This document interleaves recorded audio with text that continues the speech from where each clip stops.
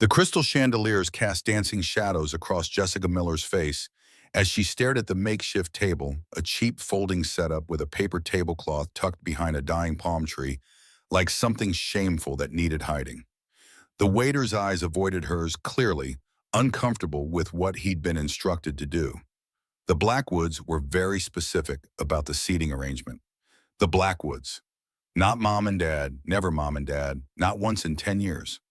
She adjusted her modest beige dress with her right hand, her only hand, and started the long walk across the reception hall. 200 pairs of eyes pretended not to watch.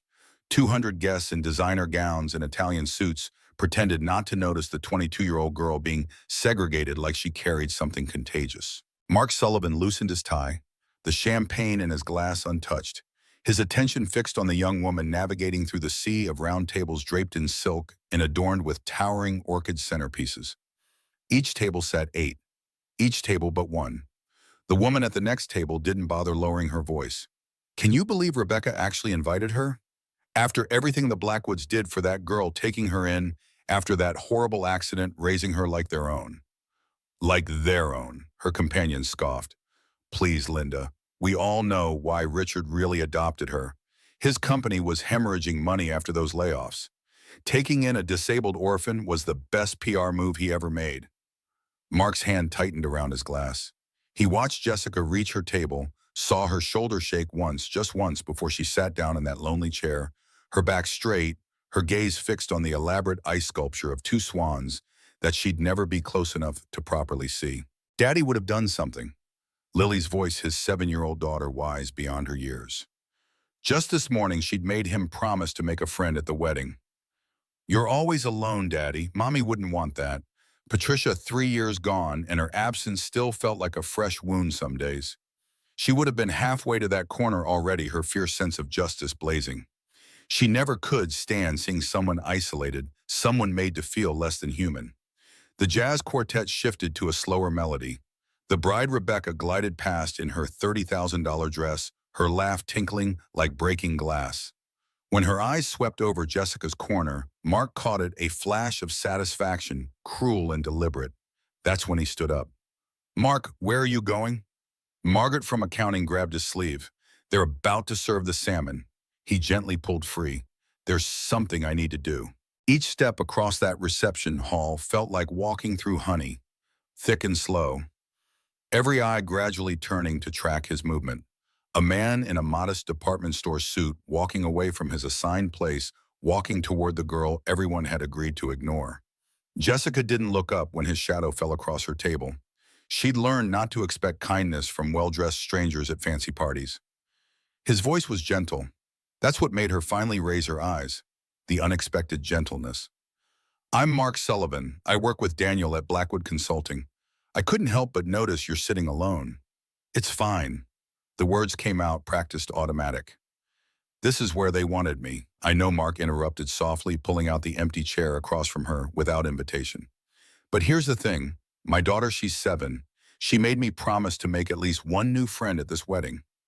She worries about me being lonely since her mother passed away. He leaned forward, his voice dropping to a whisper meant only for her. Would you do me an enormous favor and act like you're with me just for the reception? You'd really be helping me out. Jessica's breath caught.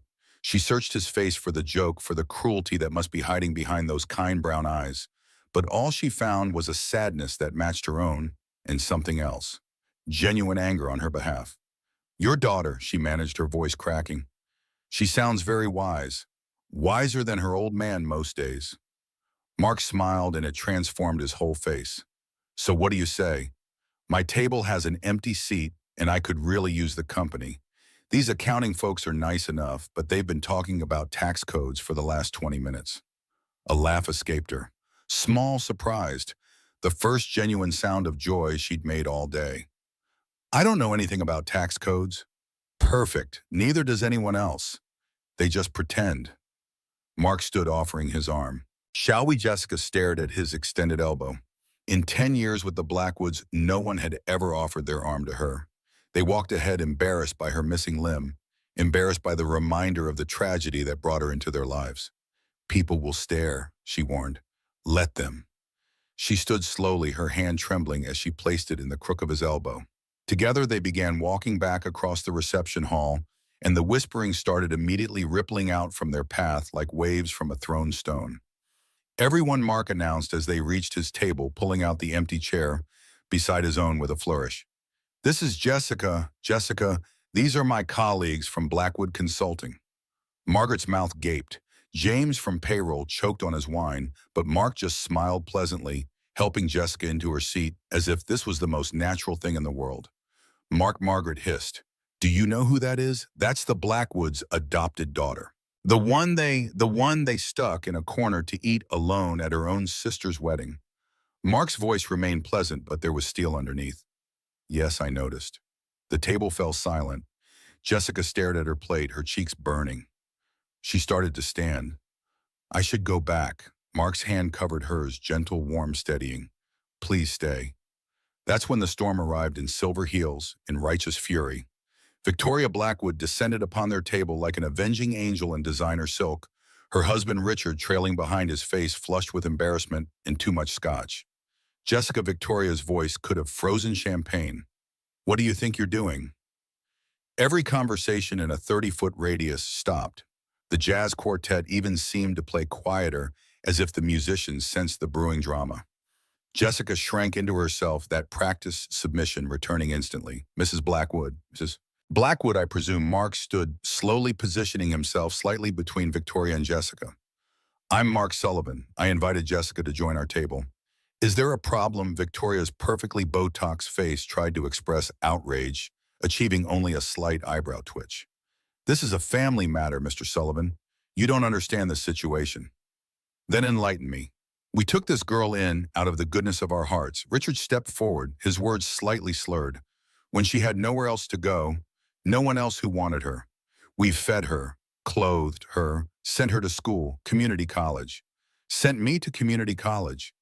Jessica's voice was barely a whisper, but it carried. While Rebecca went to Harvard. The silence that followed was deafening. Victoria's composure cracked. How dare you? How dare she? What? Mark's calm voice cut through her building tirade. Tell the truth. That you took in a traumatized 12-year-old girl, not out of love, but because your husband's company needed good PR after laying off 300 employees. Gasps rippled through the growing audience. Someone had stopped the jazz quartet entirely now. Every eye in the reception hall had turned toward their corner. That's a lie. Richard's face had gone from red to purple. Is it? An elderly voice cut through the tension.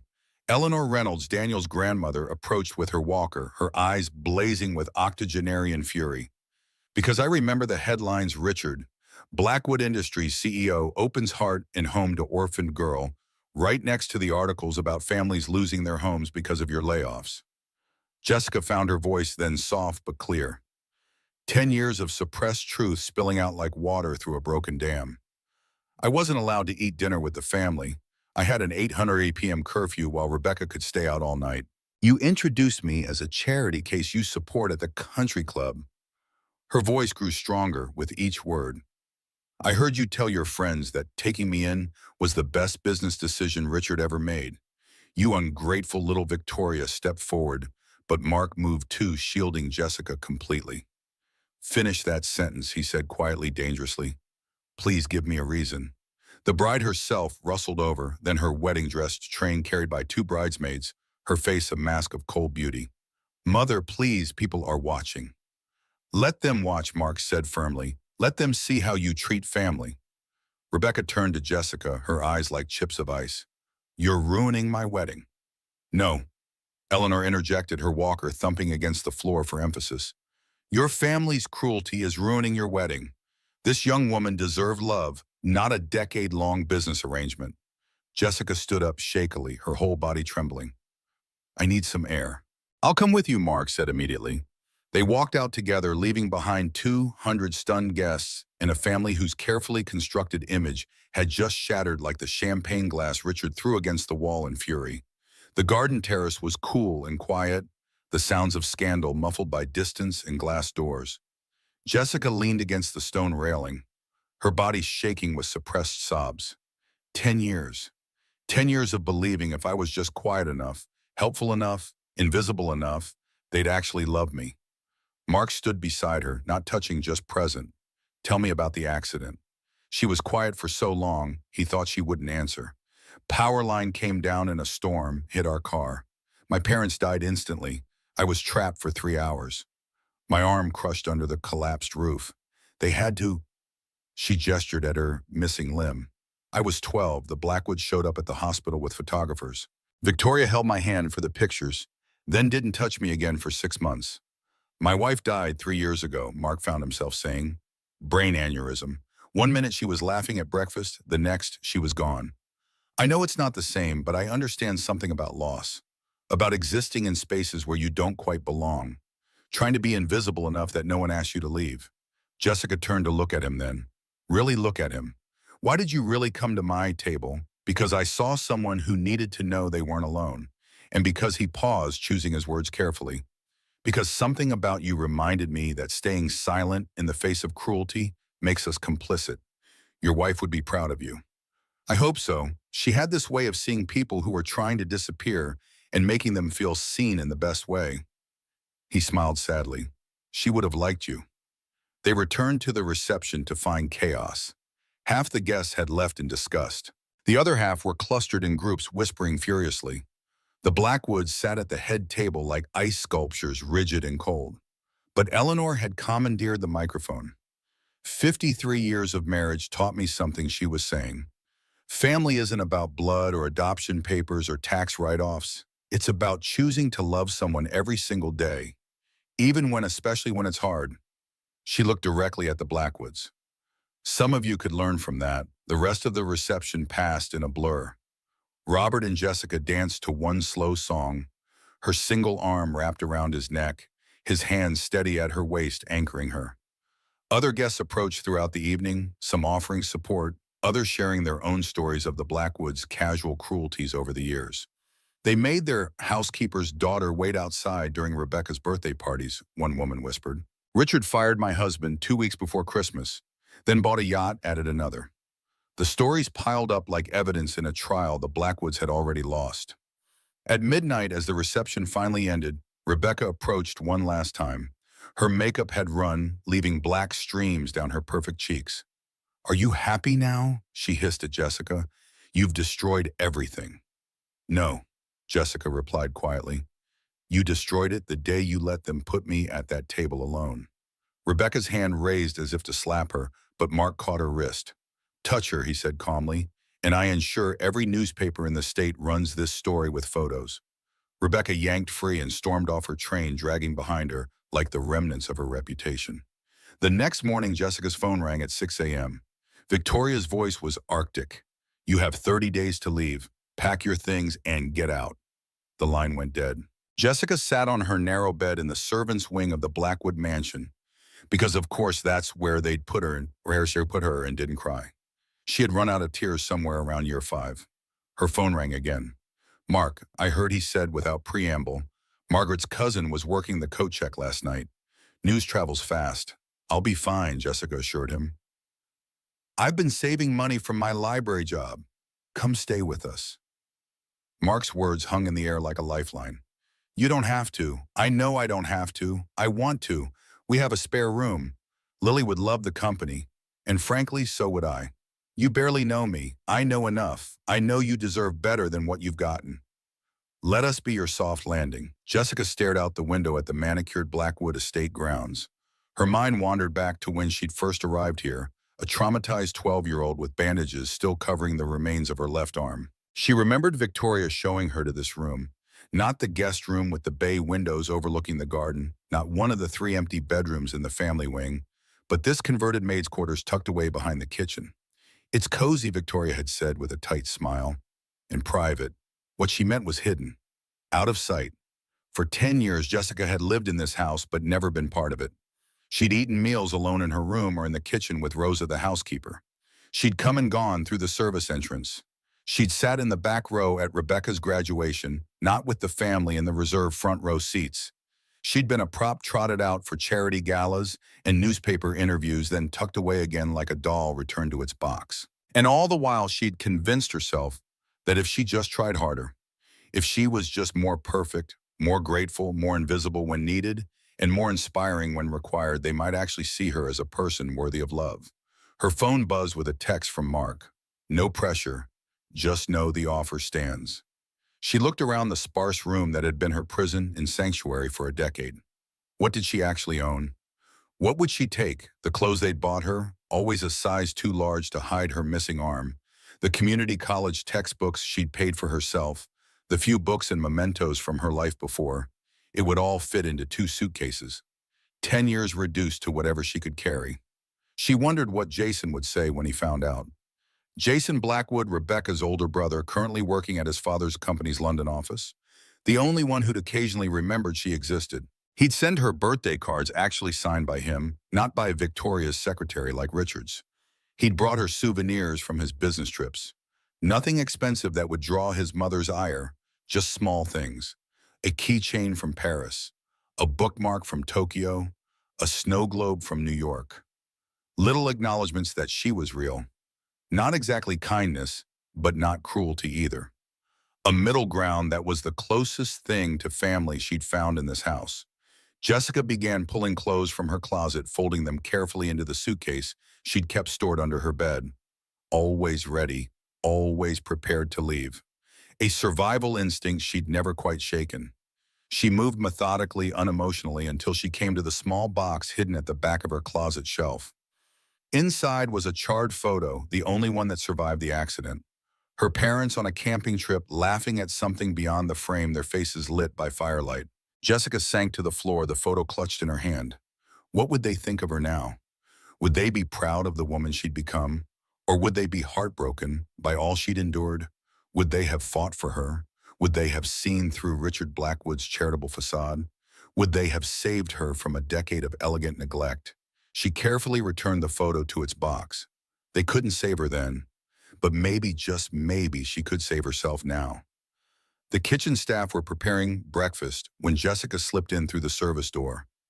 Rosa looked up from the eggs she was scrambling, her eyes sad and knowing. I heard, mija. News travels fast below stairs too. Can I make you something? Jessica shook her head. I'm not hungry. She hesitated. Rosa had been kind in her way, sneaking Jessica extra desserts, leaving magazines on her bed. Not a mother, not a friend exactly, but sometimes an ally. Will you be okay? After I'm gone, Rosa's weathered face crinkled into a smile. I have been here 20 years. I will be here when they are all gone. She patted Jessica's cheek.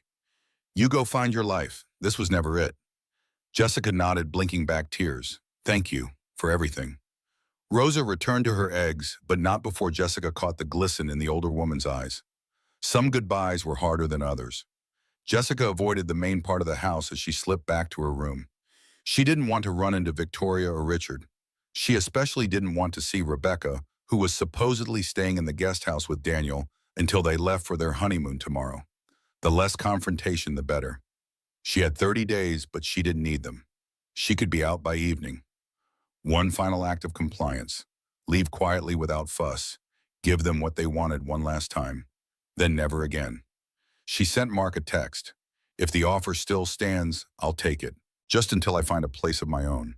His reply came seconds later. It stands. I'll pick you up at 6.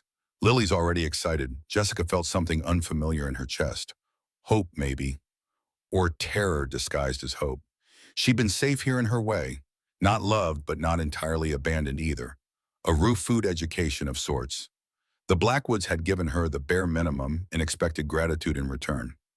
What if Mark was the same? What if this was another form of charity? Another person who saw her as a project? A good deed, a way to feel better about themselves, but what choice did she have? She had enough savings for maybe 3 months' rent in a cheap apartment, but landlords wanted security deposits, proof of income, good credit.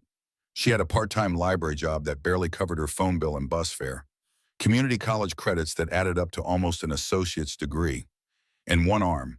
The world wasn't kind to young women alone. It was even less kind to disabled ones. Jessica finished packing by noon, 2 suitcases and a backpack, a life in 3 bags. She texted Jason knowing it would be evening in London, leaving Blackwood Manor today. Got kicked out after the wedding drama. Hope you're well. She didn't expect a reply. Their relationship, such as it was, existed in a careful bubble of distance, and plausible deniability.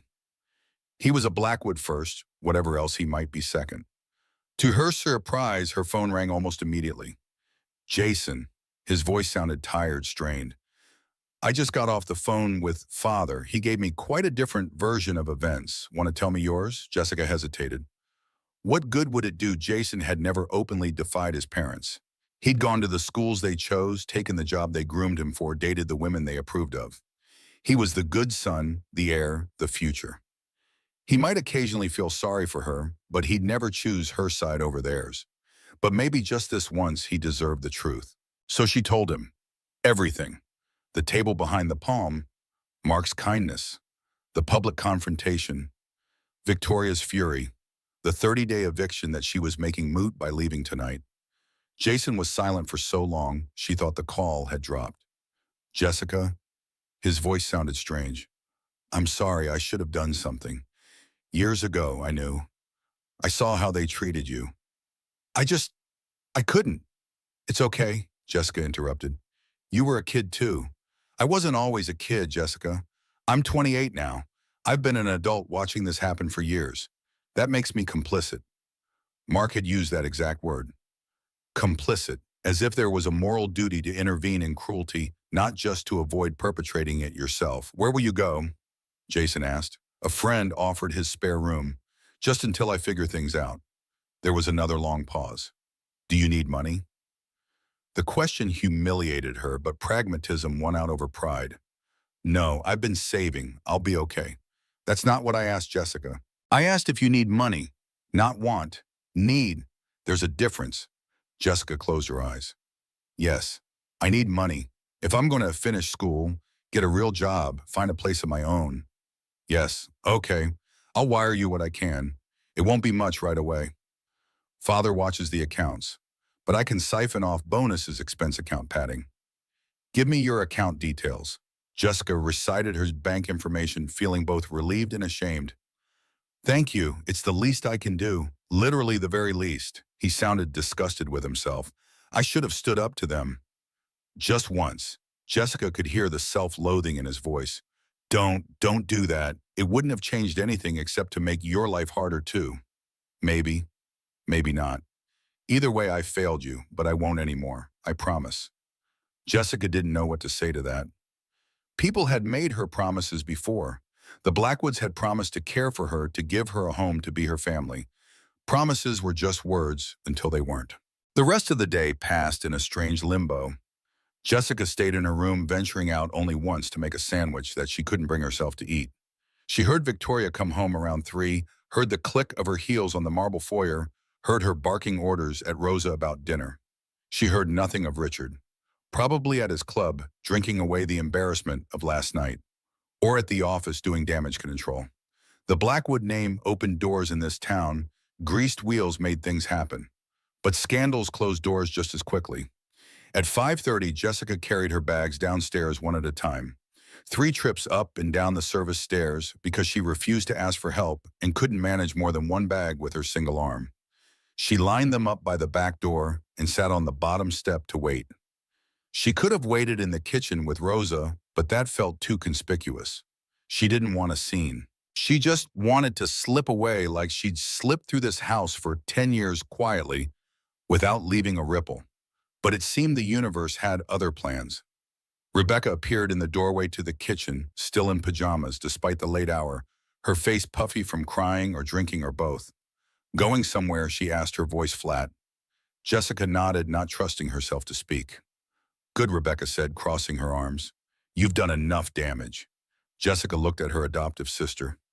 Not sister, never truly sister, and felt a strange mix of pity and anger. What had she done to Rebecca really existed? Taken a minuscule share of attention, been a living reminder that the world wasn't fair, that bad things happened to good people, that bodies could break and lives could shatter in an instant. Was that really worth a decade of small cruelties? Worth the satisfaction Rebecca had clearly felt seeing Jessica at that isolated table? You must be happy, Jessica said quietly. Finally getting what you've always wanted, me gone. Rebecca's laugh was bitter brittle. Happy my wedding is ruined, my honeymoon is postponed. Daniel's grandmother won't even speak to me. Three of my bridesmaids left without saying goodbye. My Instagram is flooded with people calling my family monsters, and it's all because of you. No, Jessica stood up slowly, finding a courage she didn't know she possessed. It's because of what your family did. I just stopped letting you hide it. The slap caught her by surprise. Rebecca had always been subtle in her cruelty, a whispered comment, a door closed in her face, a forgotten invitation. Never something as crude as traceable as physical violence. Jessica touched her stinging cheek, oddly calm. Feel better. Rebecca's face crumpled. She looked younger, suddenly more like the insecure teenager she'd been when Jessica first arrived. Why couldn't you just be grateful? We gave you everything. No. Jessica shook her head. You gave me shelter, not a home. Food, not family dinners. Clothes, not comfort. Tuition, not opportunity. You gave me the minimum required not to look like monsters to the outside world, and then resented me for needing even that much. You think I wanted a one-armed orphan for a sister? Rebecca's voice rose shrilly. You think any of us wanted you here? No, Jessica said softly. I know you didn't. That was always clear. What I never understood is why that meant you had to be cruel. Couldn't you have just ignored me? Wouldn't that have been easier than actively making my life miserable? Rebecca had no answer for that. She stood in the doorway, tears streaming down her face, mouth working silently. Jessica turned away, unable to bear the sight of her distress despite everything. Her phone buzzed. Mark was outside. It was time to go. She picked up her backpack and smallest suitcase, leaving the larger one for a second trip.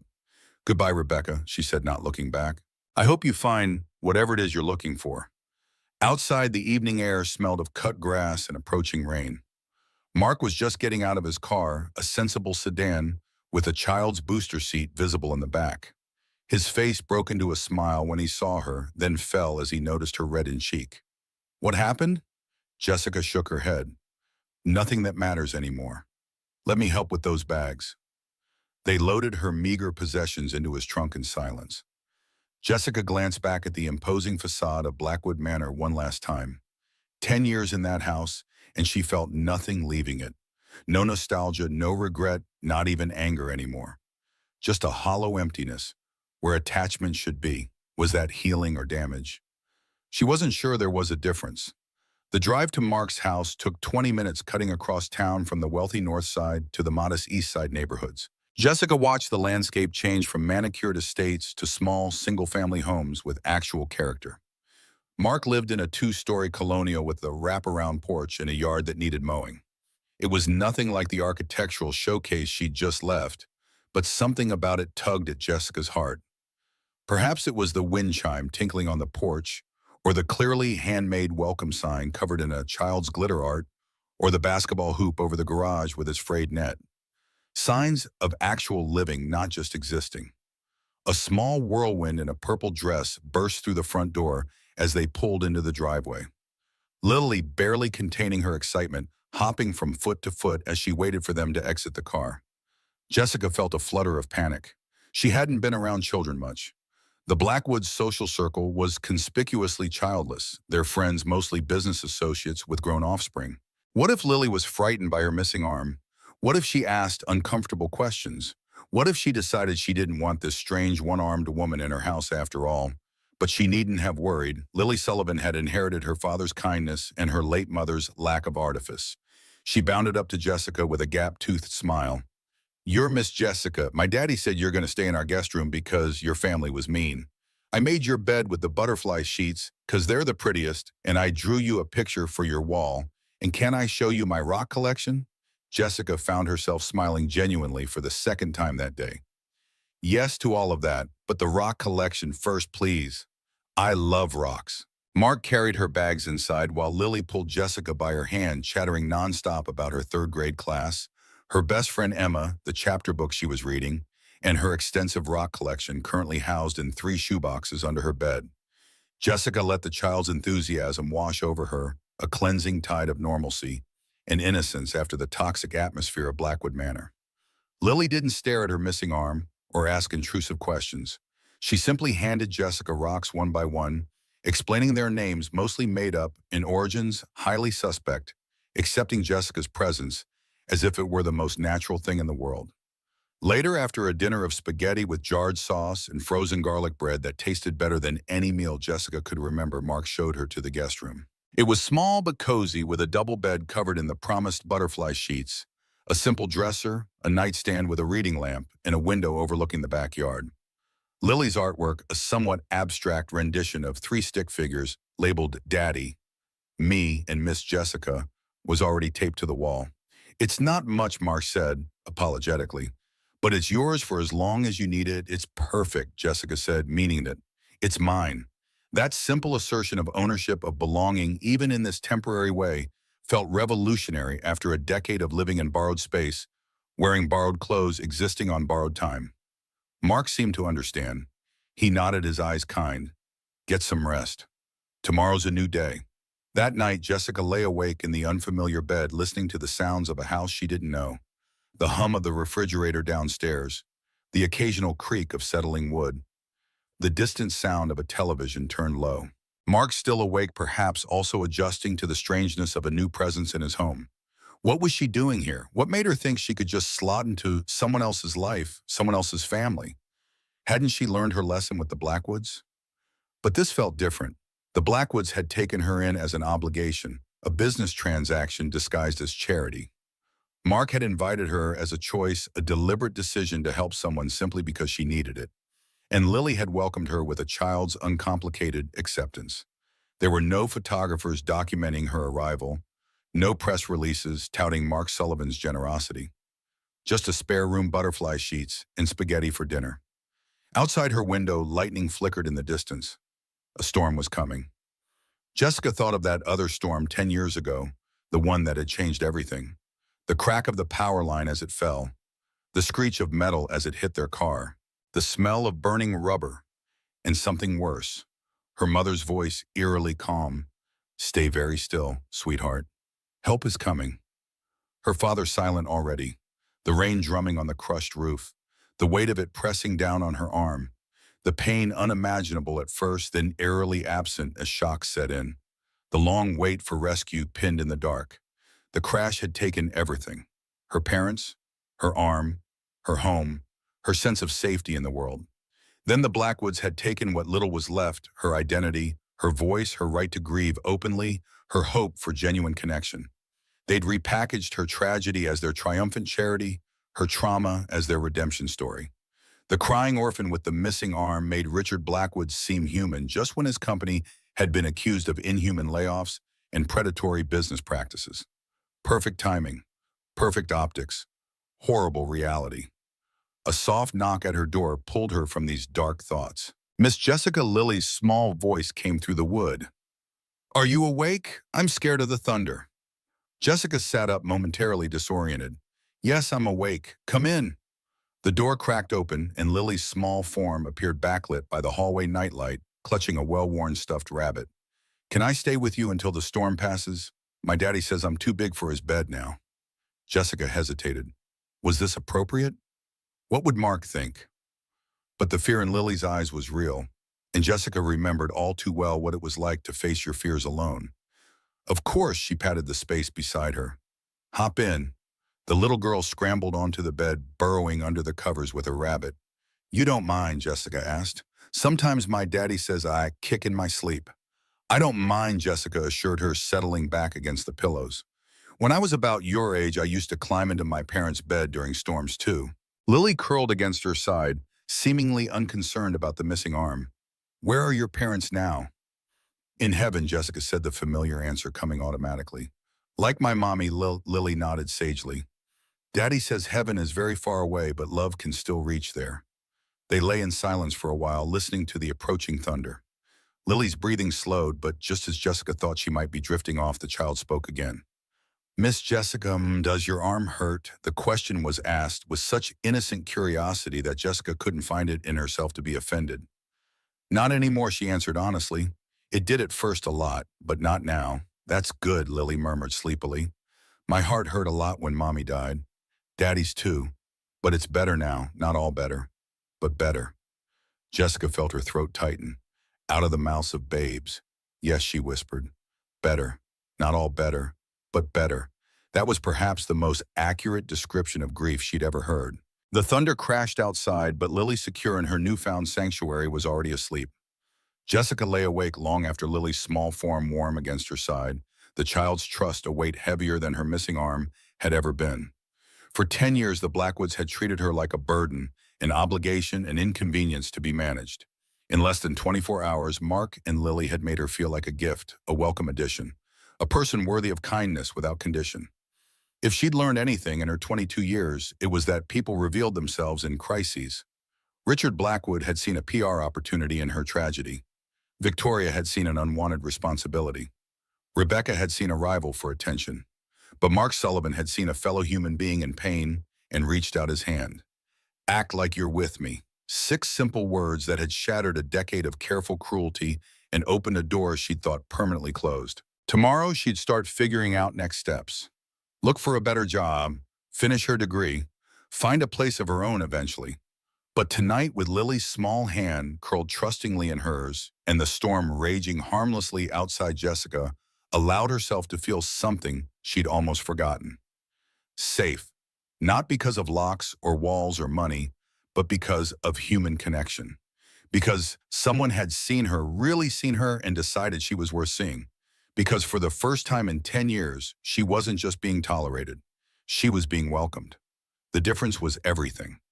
Morning arrived with golden light filtering through curtains Jessica didn't recognize. For a disorienting moment, she forgot where she was, not in her narrow bed at the Blackwoods, but in Mark Sullivan's guest room with butterfly sheets and a small child curled against her side.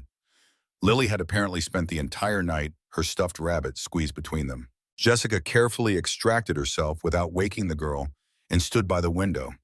The Sullivans' backyard looked nothing like the Blackwoods' manicured estate, a wooden swing set showing signs of age, a small vegetable garden in one corner, a patio with mismatched furniture. What it lacked in elegant design, it made up for in obvious use. The slide had worn patches where countless descents had polished the plastic. The garden showed evidence of a child's help, rose slightly crooked markers written in uneven crayon. This wasn't a yard designed to impress visitors. It was a space where people actually lived. The smell of coffee drifted upstairs. Jessica quickly dressed in jeans and a loose-fitting blouse, making the most of her practiced one-handed techniques. She glanced at Lily, still sleeping peacefully, and slipped out of the room. Family photos lined the hallway, Mark and Patricia in wedding attire, Lily as an infant, the 3 of them at birthday parties and holiday gatherings. A visual history of love and loss that made Jessica's chest ache was something she couldn't quite name. Mark stood at the kitchen counter, already dressed for work, pouring coffee into a travel mug. Morning. Sorry about the midnight visitor. She has her own ideas about where she should sleep these days. Jessica smiled despite herself. I didn't mind. The company was welcome during the storm. Mark handed her a mug of coffee, asking about milk or sugar. The casual domesticity of the gesture, making coffee for someone else, anticipating their needs, struck Jessica as profound. The Blackwoods had never extended such simple courtesies. You're being very helpful, he said, pouring his own coffee. Lily usually takes an hour to get ready for school. Jessica cupped the warm mug with her hand. I like helping. It feels good to be useful. The word wasn't quite right, but she couldn't find a better one. The Blackwoods had always made her feel like a burden and obligation. Here in this kitchen, with its cheerful yellow walls and refrigerator covered in crayon art, she felt like a contributor. It was a subtle but seismic shift. Within 20 minutes, a tousled-haired Lily appeared clutching her rabbit. The 3 of them moved through a morning routine that felt surprisingly natural. Mark made breakfast while Jessica helped Lily choose clothes. Lily chatted about her school day ahead while Jessica detangled her hair. Mark packed lunches while Jessica helped Lily find her missing homework folder. They circled each other in the small space, filling gaps, anticipating needs, creating a harmony that felt impossible given their short acquaintance. By 7:30, Jessica found herself behind the wheel of Mark's car, driving Lily to school. The child kept up a steady stream of commentary about the neighborhood, the house with the mean dog, the best shortcut to the playground, the corner store with the good candy. Jessica listened attentively, absorbing this normal childhood in this normal town, storing away each detail like treasure. When they arrived at the elementary school, Lily surprised her with a quick hug before dashing off. See you after school, Miss Jessica. The casual certainty of the farewell, the assumption that Jessica would be there, would return, would remain constant, caught her off guard. The Blackwoods had never expected her presence with such easy confidence. They'd never seemed to want it. The library where Jessica worked part-time occupied a grand old Carnegie building downtown. She'd secured the position 6 months earlier after countless rejections elsewhere. Her supervisor, Mrs. Chen, had hired her despite, or perhaps because of her disability, recognizing Jessica's meticulous organization and quiet determination. Mrs. Chen looked up in surprise when Jessica walked in through the staff entrance. "Jessica, we weren't expecting you until tomorrow. Everything okay?" Jessica hesitated. She hadn't told anyone at work about the wedding confrontation or her sudden relocation. It felt too personal, too raw. But Mrs. Chen had always been kind, one of the few adults who treated Jessica like a capable young woman rather than a charity case. "I've had a change in living situation," she said finally. "I was wondering if I could pick up more hours." Mrs. Chen studied her face carefully, noting what Jessica wasn't saying. "We could use someone full-time in the children's department. Miss Abernathy is retiring next month. It would mean a significant increase in hours and a modest pay raise. Would that interest you?" The offer hit Jessica like an unexpected gift. "Yes," she managed. "That would be perfect." The children's department was her favorite, story times and craft projects, and helping small people find adventure between pages. She'd been filling in there occasionally when Miss Abernathy had doctor's appointments. The thought of making it permanent, of having a real position with real responsibility, made her heart lift. It wasn't just about the money, though, that would help. It was about being chosen for something valued for her abilities rather than pitied for her limitations. As Jessica shelved books that afternoon, her phone buzzed with a notification. A substantial bank deposit from Jason Blackwood.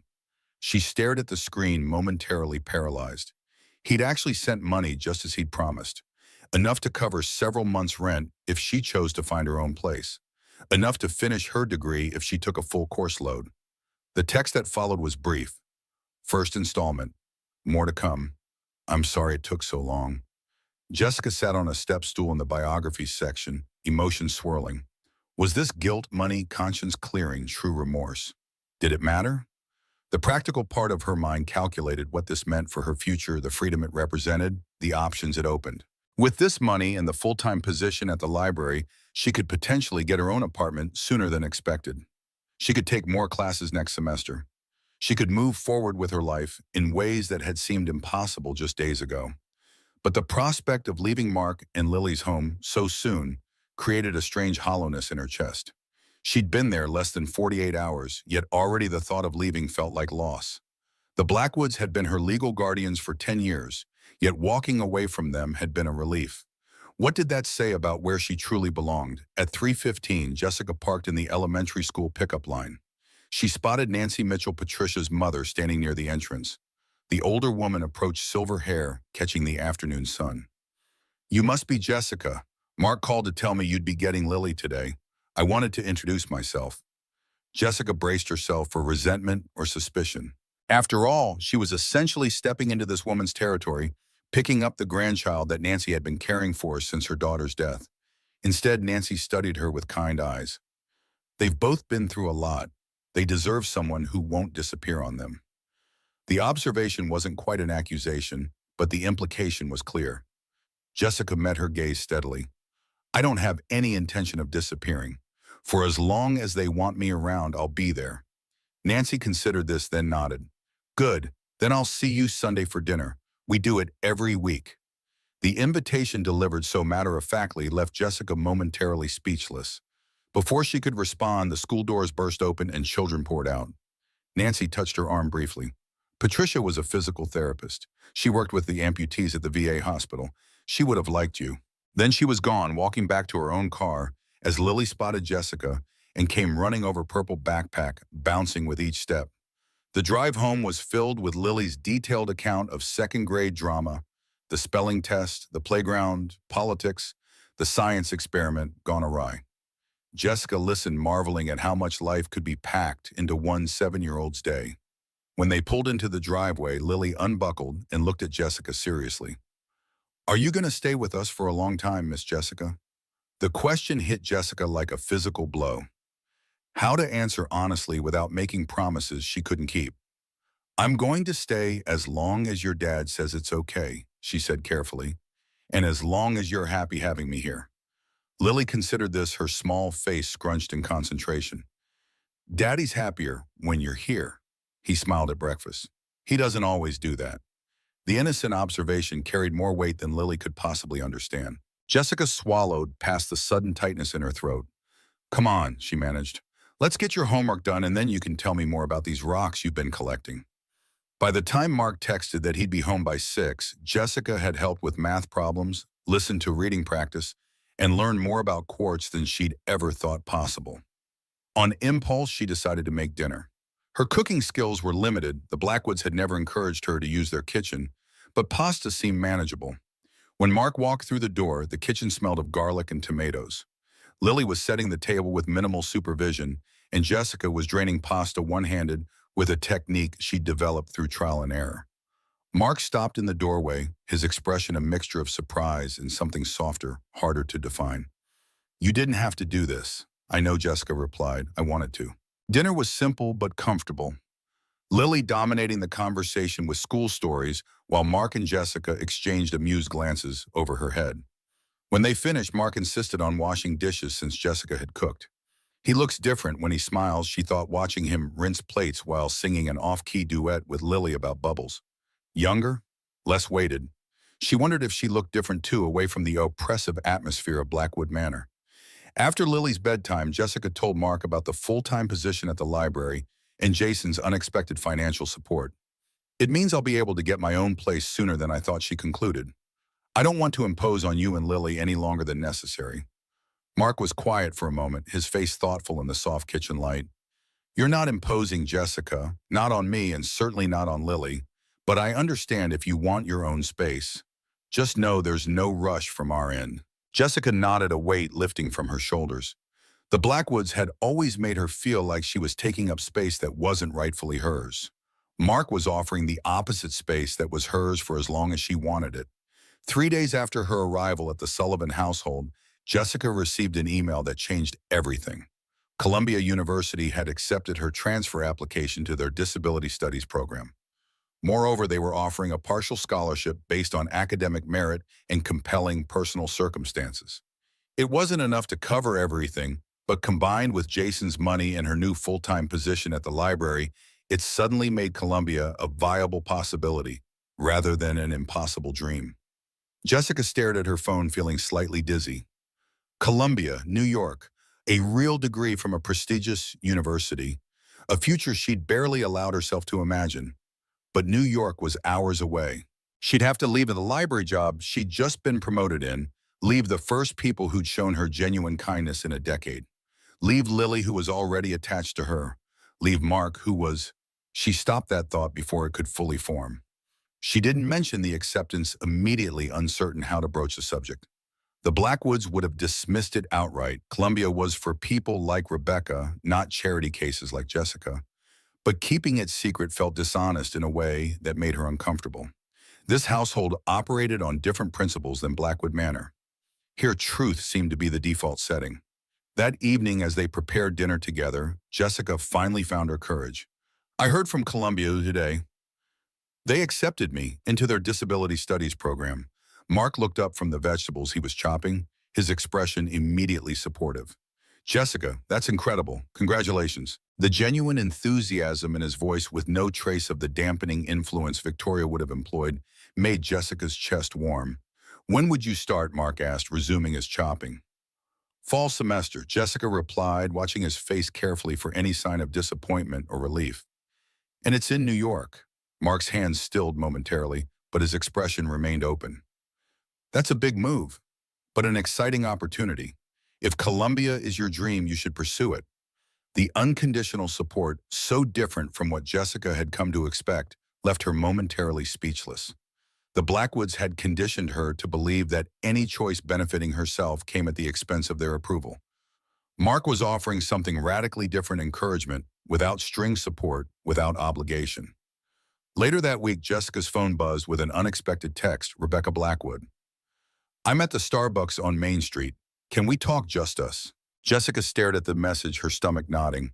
Rebecca, who had watched with satisfaction as Jessica was assigned to that isolated wedding table, who had slapped her in a moment of raw fury. What could she possibly want now Mark was at work, Lily at school? There was nothing preventing Jessica from meeting Rebecca except her own trepidation. "I'll be there in 20 minutes," she texted back. The Starbucks was busy with late morning customers. Rebecca sat alone at a corner table, 2 cups in front of her designer clothes in perfect posture, making her stand out despite her obvious attempt to blend in. "I got you a chai latte," she said as Jessica approached. "You used to like those." The gesture, unexpectedly thoughtful, threw Jessica off balance. She sat down cautiously, accepting the offered cup. "Thank you." They regarded each other in awkward silence, these two women raised in the same house who had never truly been sisters. "Daniel's staying with his grandmother," Rebecca said finally. "Eleanor Reynolds, she won't let me in the house. Says I'm just like my mother." The brittle edge to her voice suggested this assessment had hit home. Jessica wasn't sure how to respond, so she sipped her chai, instead waiting. "Father's drinking more," Rebecca continued. "The company's lost 3 major clients. Mother's been asked to resign from the hospital board." She looked up suddenly, her eyes hard. "Your new friend has quite the reputation for integrity at the office. He's been promoted twice since you left, taking over some of Father's clients who specifically requested not to work with the Blackwood family anymore." The accusation was clear in her tone that Mark had somehow profited from the Blackwoods' downfall. Jessica felt her spine stiffen. "Mark's promotion has nothing to do with me or your family. He's good at his job. He has been for years." Rebecca's laugh was bitter. "Everyone's good at their job until there's an opportunity for advancement. Then suddenly they're willing to throw colleagues under the bus. Father always said loyalty was in short supply in business." Jessica set her cup down carefully. "Is that why you wanted to meet, to imply that Mark somehow orchestrated your family's current difficulties?" "No," Rebecca said, her composure cracking slightly. "I wanted to understand what Jessica asked. What could Rebecca Blackwood possibly need to understand after 10 years of studiously avoiding any real knowledge of Jessica?" "Why they took you in," Rebecca said quietly. "Why they treated you the way they did. Why I—" She stopped, swallowing hard. "Why I went along with it." The admission, so unexpected, left Jessica momentarily speechless. Rebecca had never before acknowledged that her parents' treatment of Jessica had been wrong, that her own behavior had been complicit. "I was 14 when you came," Rebecca continued. "Old enough to know better, young enough to be afraid of questioning my parents. They'd always been so certain about everything, where I would go to school, who my friends would be, what activities I would excel in. Then suddenly there was you, this broken girl with one arm and sad eyes, and they were parading you around like a trophy they'd won." Jessica flinched at the description, but Rebecca pressed on. "I knew it was wrong, even then. But I also knew that questioning meant consequences. Disappointing them meant becoming dispensable." The word hung between them, heavy with implication. Dispensable. Had Rebecca feared becoming like Jessica, tolerated rather than loved, included as an obligation, rather than cherished as a daughter? "I used to imagine what would happen if I failed them," Rebecca admitted, not meeting Jessica's eyes. "If I got bad grades, if I didn't get into Harvard, if I embarrassed them socially. Would they treat me the way they treated you? Would they stop loving me?" "They wouldn't have stopped loving you," Jessica said quietly. "They actually loved you to begin with." Rebecca looked up sharply, her eyes suddenly bright with unshed tears. "Did they?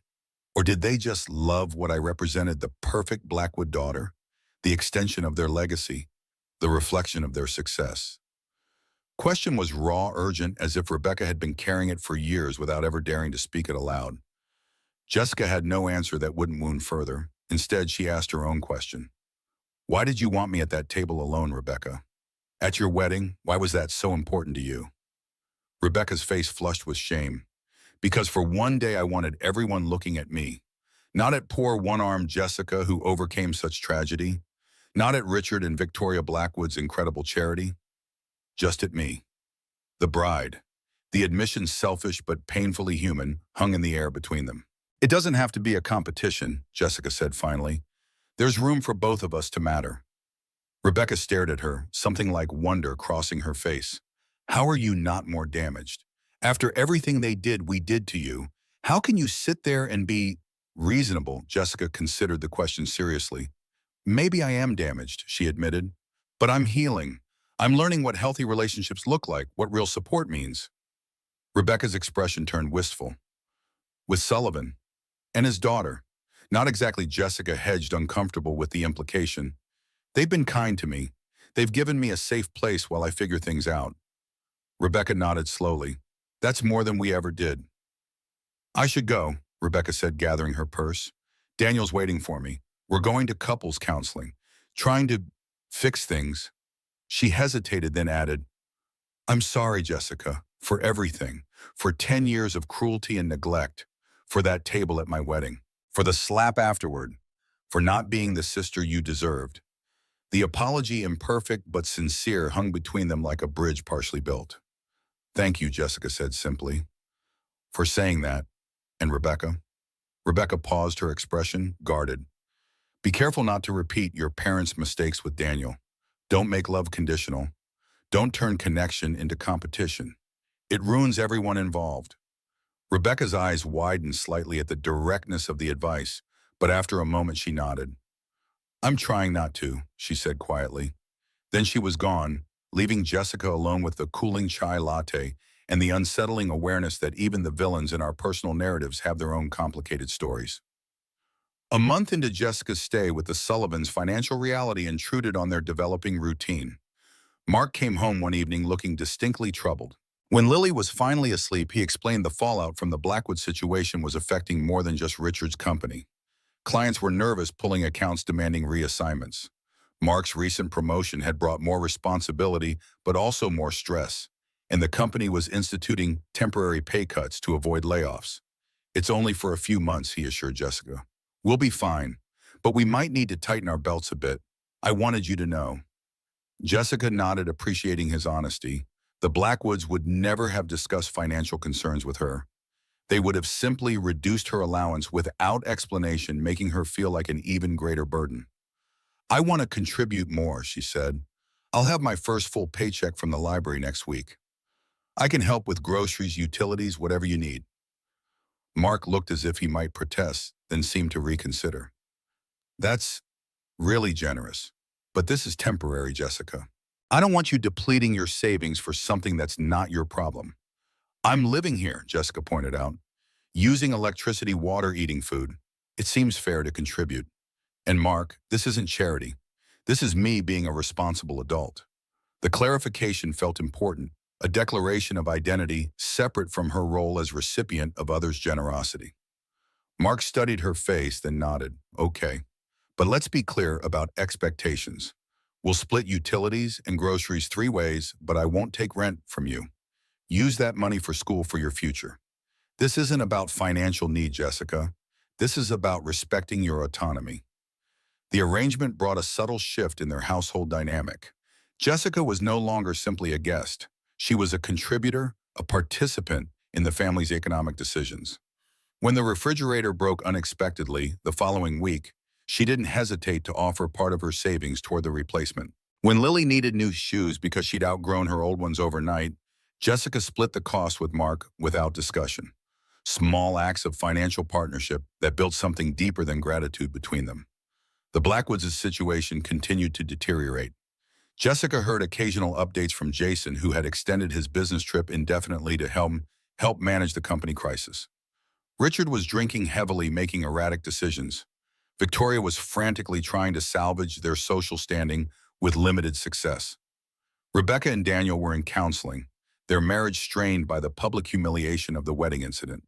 Jessica absorbed these updates with a complex mixture of emotions: concern for people who had hurt her deeply, a relief at her escape from their toxic environment, guilt at the role she'd played in their downfall.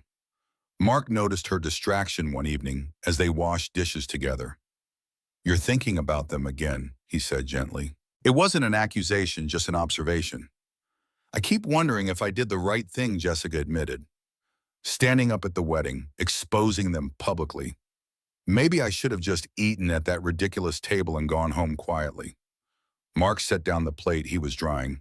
The Blackwoods created that situation, Jessica. Not you. All you did was refuse to participate in your own humiliation. But look at the consequences, Jessica argued.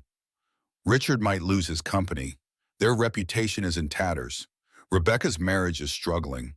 It feels like I destroyed their lives because they hurt my feelings. Mark turned to face her fully. They exploited a traumatized child for PR while emotionally neglecting her for a decade. That's not hurt feelings.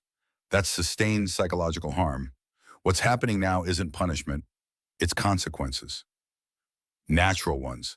Jessica wasn't entirely convinced, but Mark's perspective offered a framework that helped ease her guilt. The Blackwoods had made choices, countless small decisions, to treat her as less than to use her tragedy for their benefit to maintain an image of charity while practicing cruelty. What was happening now flowed from those choices, not from Jessica's refusal to keep pretending.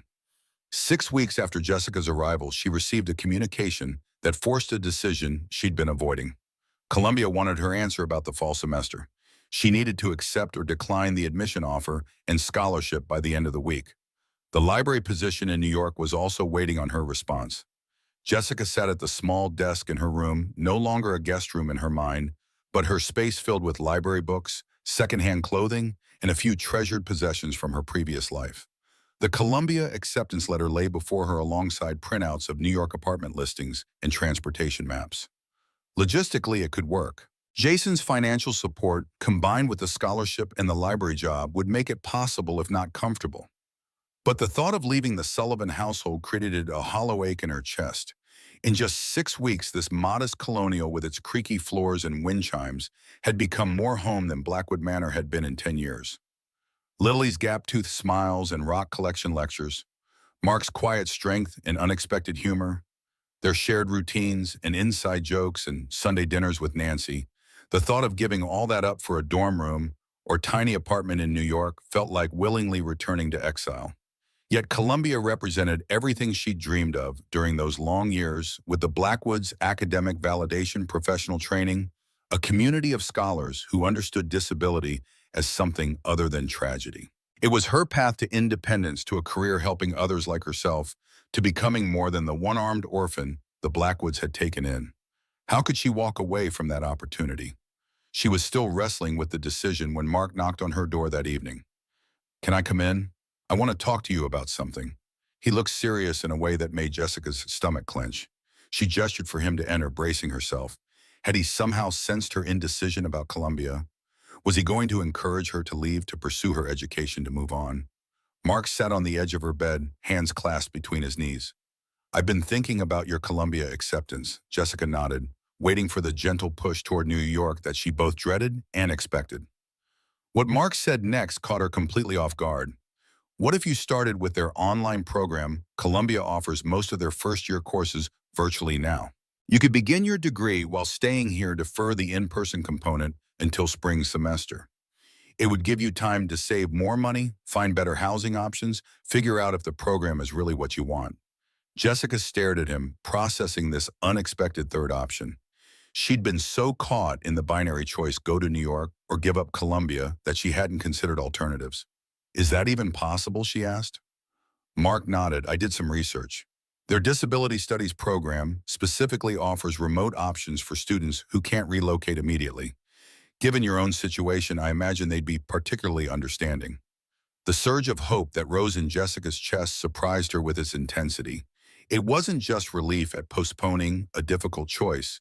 It was genuine excitement at the possibility of having both her education and this newfound family connection. "But why?" she asked, watching Mark's face carefully. "Why go to all this trouble to research alternatives?" Mark's expression softened. "Because I think Columbia is a fantastic opportunity for you. And because," his voice faltered momentarily, "because Lily and I would miss you if you left. We've grown rather attached to having you around." The admission offered with such simple honesty made Jessica's throat tighten. "I've grown attached to being around," she managed. There was a moment of charged silence, possibilities hanging between them. Then Mark stood, his practical accountant side reasserting itself. "Anyway, it's just an option to consider. Whatever you decide, we support you." Jessica nodded, unable to trust her voice. After he left, she sat for a long time staring at the Columbia letter, thinking about chosen families and compromise and the unexpected paths that healing could take. The following morning, Jessica sent 2 emails, one to Columbia, requesting to begin their program online for the fall semester with a transition to in-person in the spring, and one to the university library, respectfully declining their job offer while expressing interest in future opportunities. The responses came quickly. Columbia was delighted to accommodate her request, citing her as an ideal candidate for their flexible enrollment initiative. The library expressed regret, but kept the door open for spring semester positions. A weight Jessica hadn't realized she was carrying lifted from her shoulders. She didn't have to choose between education and connection, between ambition and belonging. She could pursue her dreams without sacrificing her newfound family.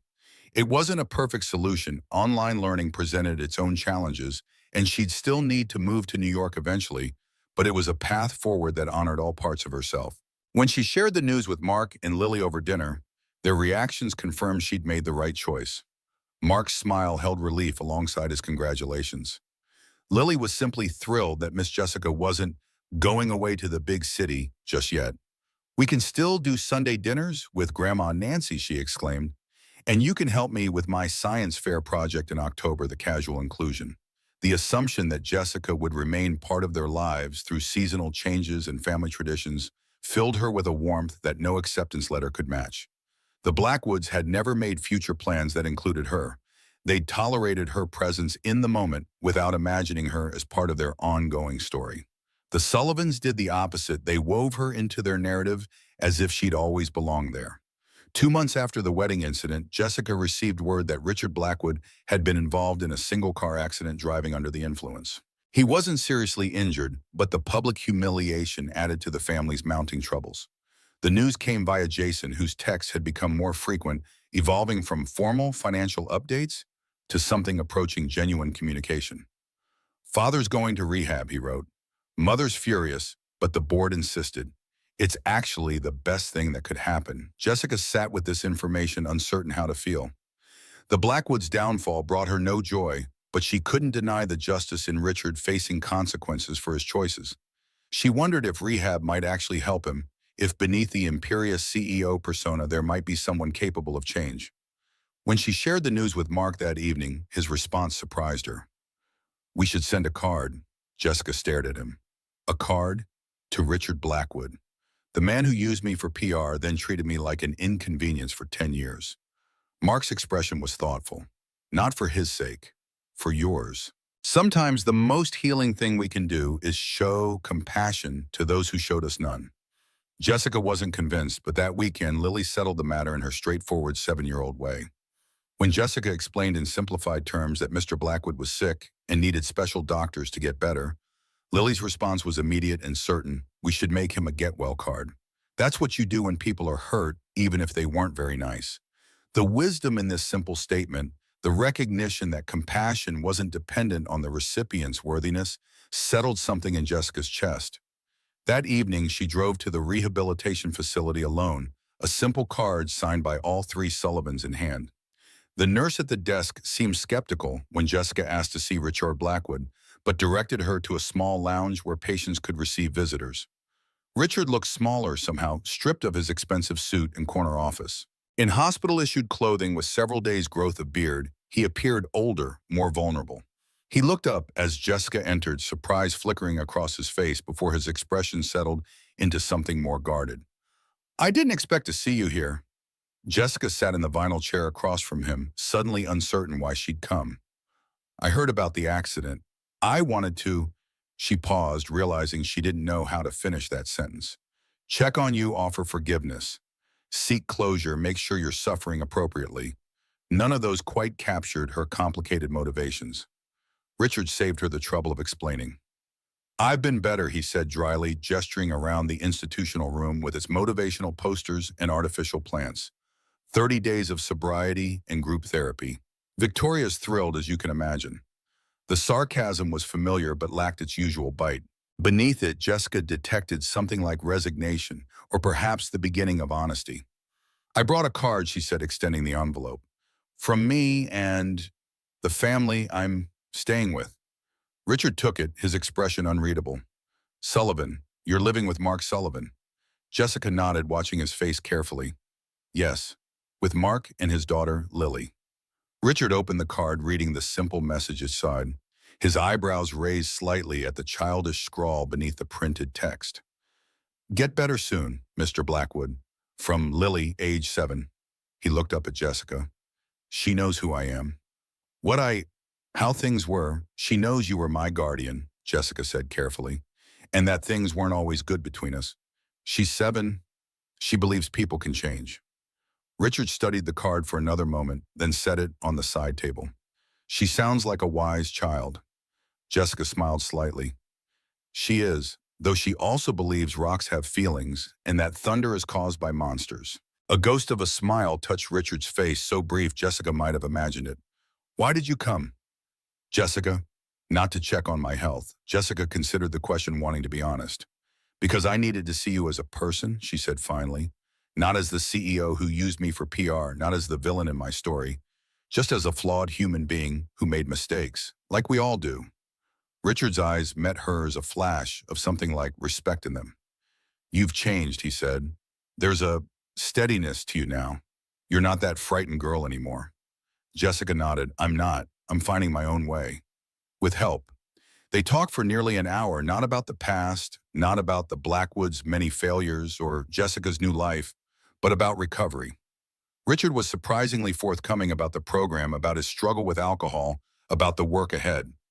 It wasn't an apology. Richard Blackwood might never be capable of that level of humility, but it was a kind of acknowledgement of his own flaws, of Jessica's right to move forward, of the possibility that they might someday interact as adults with a complicated shared history rather than as guardian and ward. When Jessica finally rose to leave, Richard cleared his throat awkwardly. Victoria will be coming tomorrow. She'd probably, that is, I think she'd like to see you if you were inclined to visit again. Jessica hesitated, caught between competing impulses. Victoria had been the architect of much of her suffering, the subtle cruelties, the pointed exclusions, the constant reminders of Jessica's status as charity case rather than family member. But Victoria was also a woman whose entire identity was built around appearance, now watching that carefully constructed image crumble. I'll think about it, Jessica said finally. No promises. Richard nodded, accepting this as fair. One more thing, he added, as she reached the door. Sullivan, is he good to you? The question, so unexpected from a man who had never shown much interest in her well-being, made Jessica pause. Yes, she said simply. He sees me as a person, not a project. Richard absorbed this, something like regret passing across his face. Good. That's good. Jessica left feeling oddly lightened, as if she'd set down a weight she hadn't realized she was carrying. Not forgiveness exactly, but perhaps the beginning of something like peace. 3 days later, Mrs. Chen approached Jessica at the library with an unexpected opportunity. The children's department needed someone to develop programming specifically for disabled children, story times, craft projects, resource guides for parents. Given Jessica's personal experience and her acceptance to Columbia's Disability Studies program, Mrs. Chen thought she would be perfect. It would be a part-time position alongside your regular duties, she explained. But it comes with a title, Accessibility Program Coordinator, and a modest stipend. Jessica stared at her, processing the offer. It wasn't just additional income, though, that was welcome. It was professional recognition, a chance to use her experience to help others, a stepping stone toward her future career. I'd need to design the whole program, Jessica asked. Mrs. Chen nodded. From the ground up. You'd have support, of course, but essentially yes. This would be your project to shape. Jessica felt a surge of excitement mixed with terror. The Blackwoods had never trusted her with anything of consequence, had treated her as inherently less capable because of her disability. Now she was being offered responsibility, not despite her disability, but because of it, because her lived experience provided valuable perspective. I'll need to think about it, Jessica said. Mrs. Chen smiled. Take all the time you need. But Jessica, she added as she turned to go, I wouldn't have offered if I didn't think you could do it brilliantly. The vote of confidence, so simply delivered, stayed with Jessica throughout the day. By evening, she knew her answer would be yes. Another step toward defining herself by what she could contribute rather than by what had been taken from her. When she shared the news with Mark over dinner, his pride was evident. That's incredible, Jessica, perfect timing. With your Columbia studies, 2 practical application of the theory you'll be learning. And the title will look great on your resume when you apply for positions in New York. The casual mention of her eventual departure created an unexpected pang in Jessica's chest.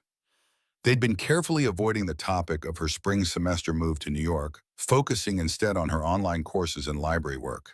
The unspoken agreement seemed to be that they would cross that bridge when they came to it, enjoying their time together without dwelling on its temporary nature. Later that night, after Lily was asleep, Jessica found Mark on the porch swing, their unofficial location for important conversations. "Mind if I join you?" He moved over, making space beside him. The evening was cool early autumn, bringing a crispness to the air. They sat in comfortable silence for a few minutes, watching fireflies in the yard. "About New York," Jessica said finally. "In the spring." Mark nodded, his expression carefully neutral. "What about it?" Jessica took a deep breath. "I'm scared. Not of Columbia or the city or living alone. I'm scared of leaving this." The admission cost her more than she'd expected, vulnerability never having been her strong suit. Mark was quiet for a moment. "New York is only a 4-hour drive," he said finally. "There are these remarkable inventions called phones and computers that allow people to stay in touch across distances. And I'm reasonably certain they have school breaks at Columbia where students are allowed to visit home if they want to." Home. The word hung in the air between them, loaded with meaning. Jessica had lived at Blackwood Manor for 10 years, but had never once thought of it as home. This modest colonial with its creaking porch swing had earned that title in less than 3 months. "We'd want you to visit," Mark said quietly. "Lily would insist on it, and I—" His voice faltered. Jessica looked at him, really looked at him in the dim porch light. Over the past 3 months, Mark Sullivan had become more than her rescuer, more than her landlord, more than Lily's father. He'd become someone whose opinion mattered to her, whose smile could brighten her day, whose steady presence made her feel safe in ways she'd never experienced before. The realization was terrifying and exhilarating in equal measure. "And you?" she prompted softly. Mark met her gaze, something shifting in his expression. "I would miss you, Jessica. More than I probably have any right to." The admission, so simple and yet so profound, made Jessica's breath catch. "I would miss you too," she whispered. There was a moment of charged silence, possibilities hanging between them. Then Mark reached for her hand, his palm warm against hers. "So we'll figure it out," he said. "Day by day. No pressure, no expectations. Just two people who care about each other, navigating some geographic challenges." The practical framing, so typical of Mark's accountant mindset, made Jessica smile despite the weight of the moment. Day by day, she agreed, her fingers intertwining with his. It was enough for now, this tacit acknowledgement of feelings neither of them was quite ready to name. They had time to explore what was growing between them, to move at their own pace without pressure or predetermined outcomes. For someone who had spent a decade trying to earn love through perfect behavior, the gift of that unhurried space was immeasurable. Family Day arrived with a crisp October chill that turned the leaves around Maple Street Elementary vibrant shades of red and gold. Jessica stood in the school hallway, library ID badge around her neck, and a tote bag of specially selected children's books at her feet. The nervousness she felt had nothing to do with public speaking. Years of library story times had cured her of that, and everything to do with standing beside Mark as if they were a unit, a family presenting together to Lily's classmates and their parents. Mark seemed to sense her anxiety, his hand briefly touching the small of her back as they waited their turn. "You'll be great," he murmured. "The kids will love hearing about the library." "It's the moms I'm worried about," Jessica whispered back, eyeing a cluster of well-dressed women with highlighted hair who kept casting curious glances her way. Small towns had long memories and active gossip networks. The Blackwood wedding drama had not gone unnoticed, nor had Jessica's subsequent move into the Sullivan household. Mark's smile turned wry. "Let them whisper. We know what's real." Ms. Reynolds, Lily's teacher, appeared in the hallway doorway. "Sullivan family." "You're up next." Jessica felt something flutter in her chest at the casual labeling. Sullivan family, as if she belonged with them to them. Lily grabbed both their hands, pulling them forward with characteristic enthusiasm. "That's us. Come on." Mark's eyes met Jessica's over Lily's head, a question in them that she couldn't quite answer. The classroom was bright with children's artwork and educational posters. 20 second graders sat cross-legged on a colorful rug, their faces upturned with the unabashed curiosity of 7-year-olds. A few parents stood at the back of the room, including several of the coffee cup moms, now watching with undisguised interest as Lily proudly introduced them.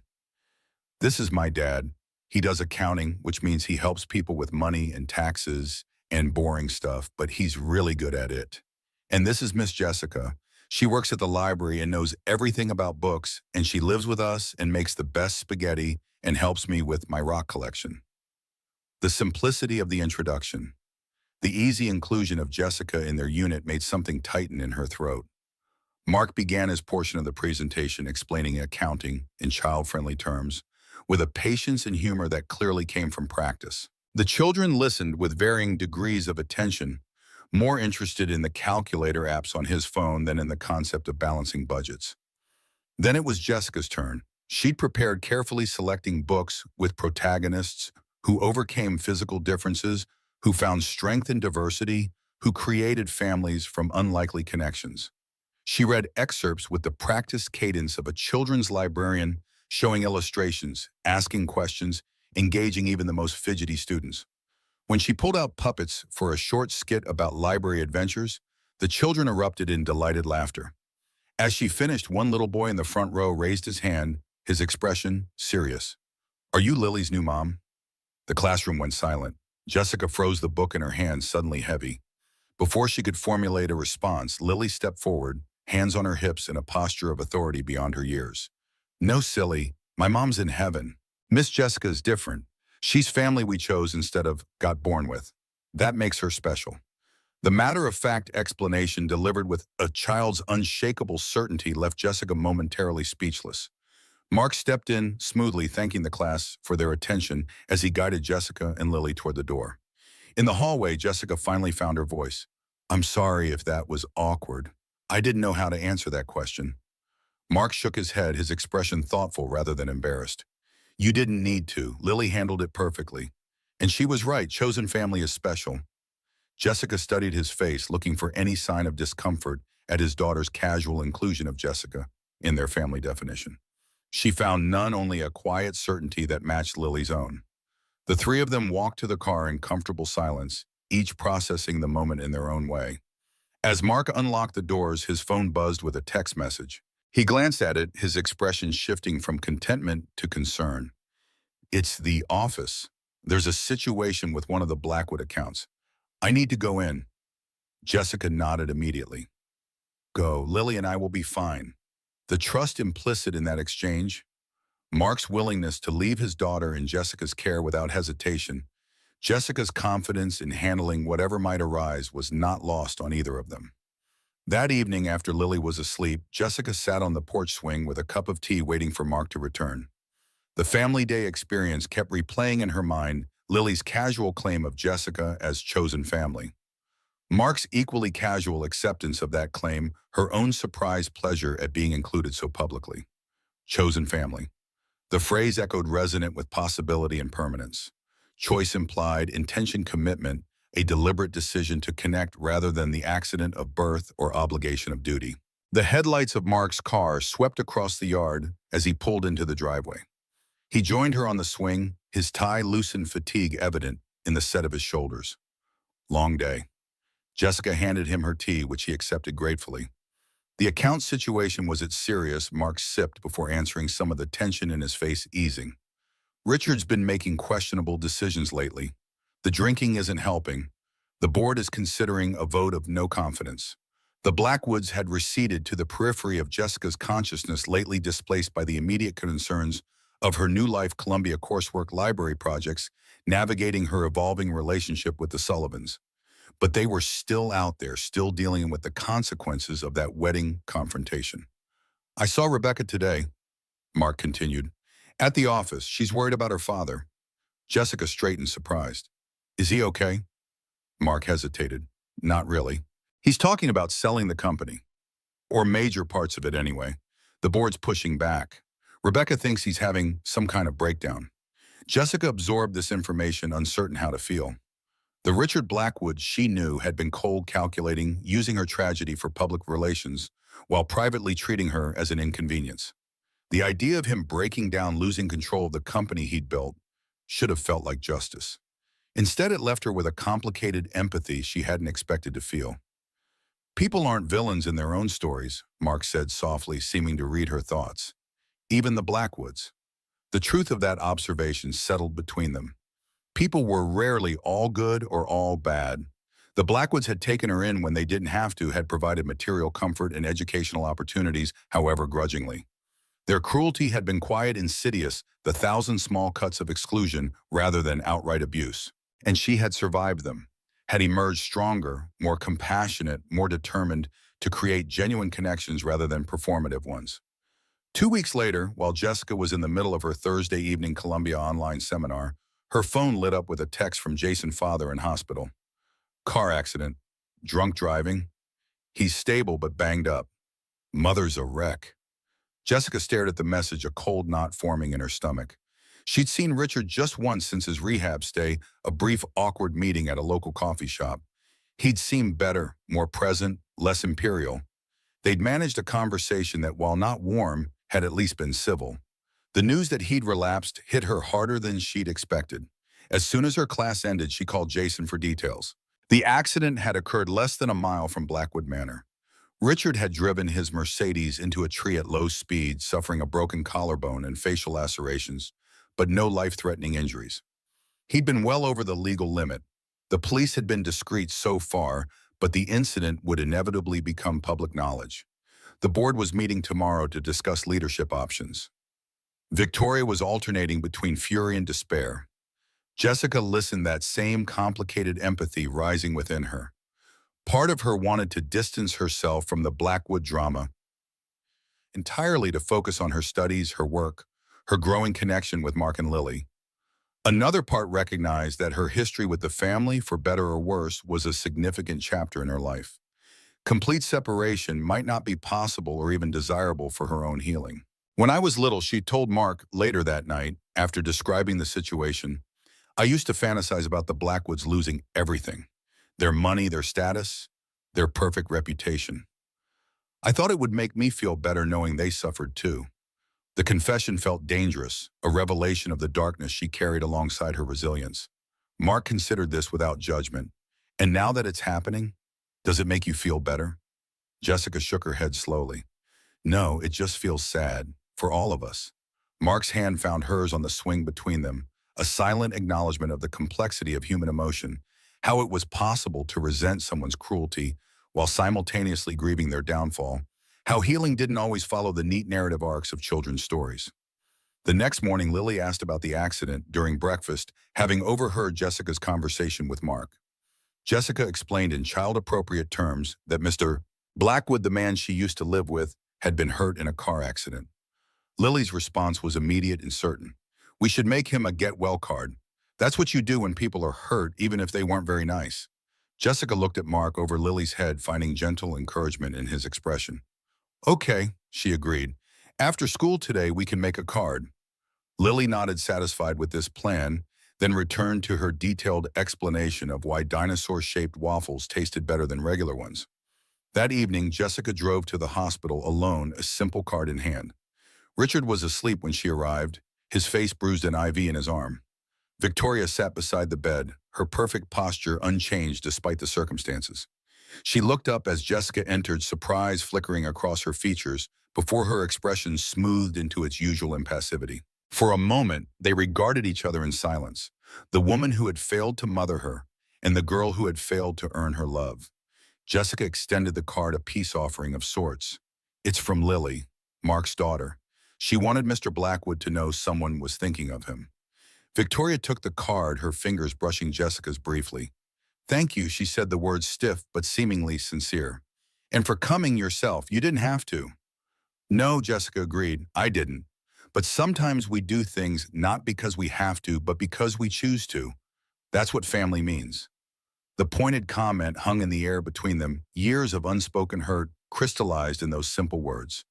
Victoria's perfect mask slipped, slightly revealing something like regret in the lines around her eyes. We did what we thought was best for you, she said, her voice lacking its usual certainty.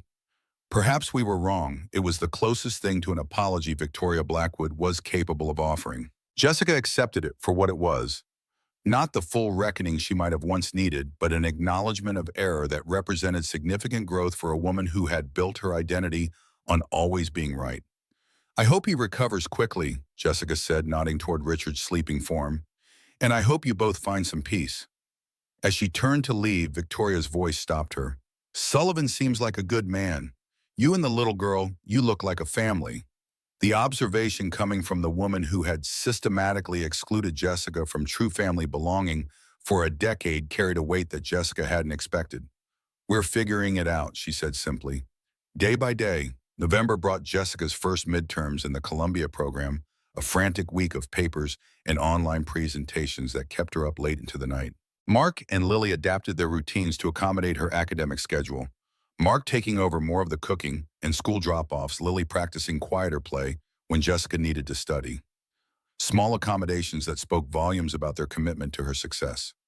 The night after her final paper submission, Mark surprised her with a small celebration dinner. He and Lily had decorated the dining room with streamers and a hand-painted banner proclaiming, "Congrats, Jessica." Lily had made cupcakes somewhat lopsided but enthusiastically frosted. I know it's only midterms, Mark said, noting Jessica's surprise, but we thought your hard work deserved the recognition. The thoughtfulness of the gesture, the recognition of her academic efforts as worthy of celebration, brought unexpected tears to Jessica's eyes. The Blackwoods had never acknowledged her educational achievements, had treated her community college courses as a hobby rather than a serious pursuit. Mark and Lily not only supported her Columbia studies, but took pride in them marking milestones with the same enthusiasm they would their own. During dinner, Lily chattered about her upcoming birthday party, counting off on her fingers how many friends she wanted to invite.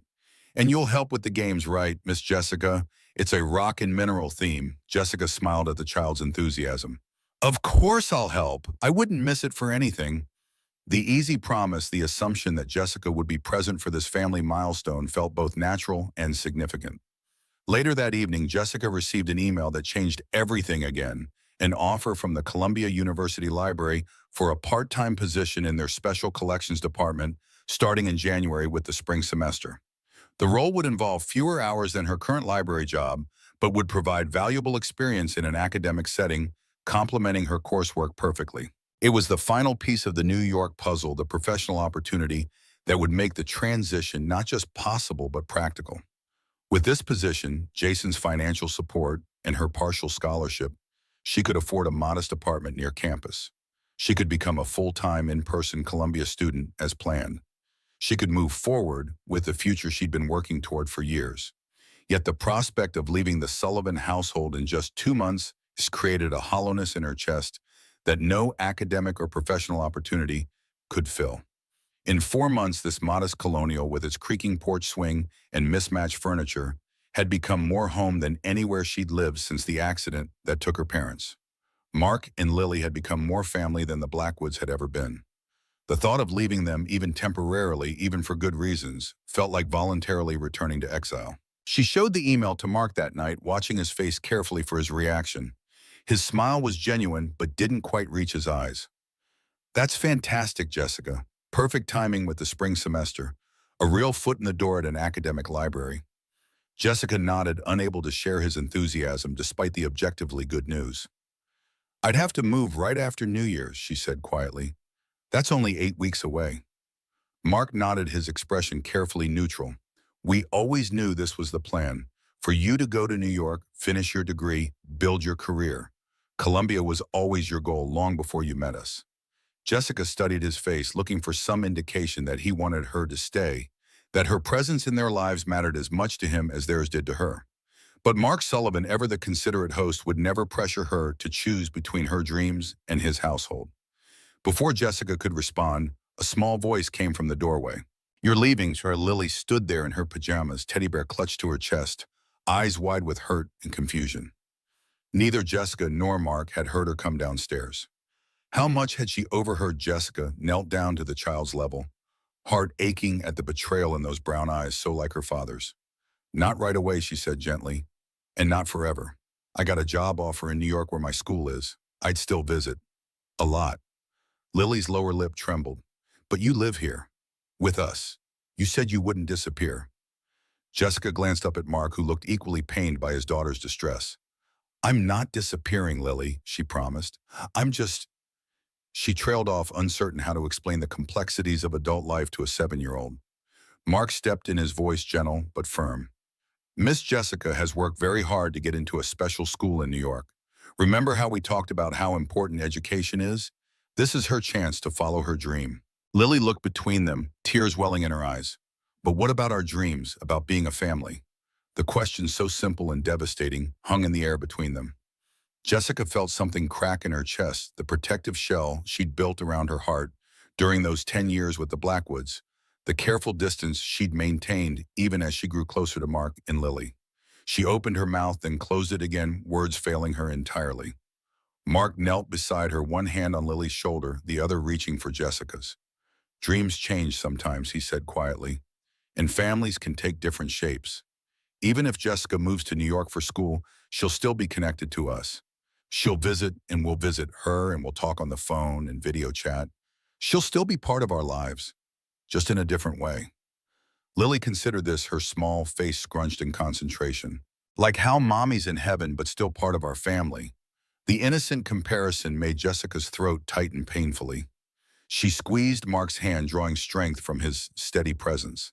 Not exactly, she managed, because I'll still be here on Earth, just a few hours away by car. This seemed to reassure Lily somewhat, though her expression remained troubled. Can I come to New York to visit? She looked between them hopefully. Jessica smiled through the ache in her chest.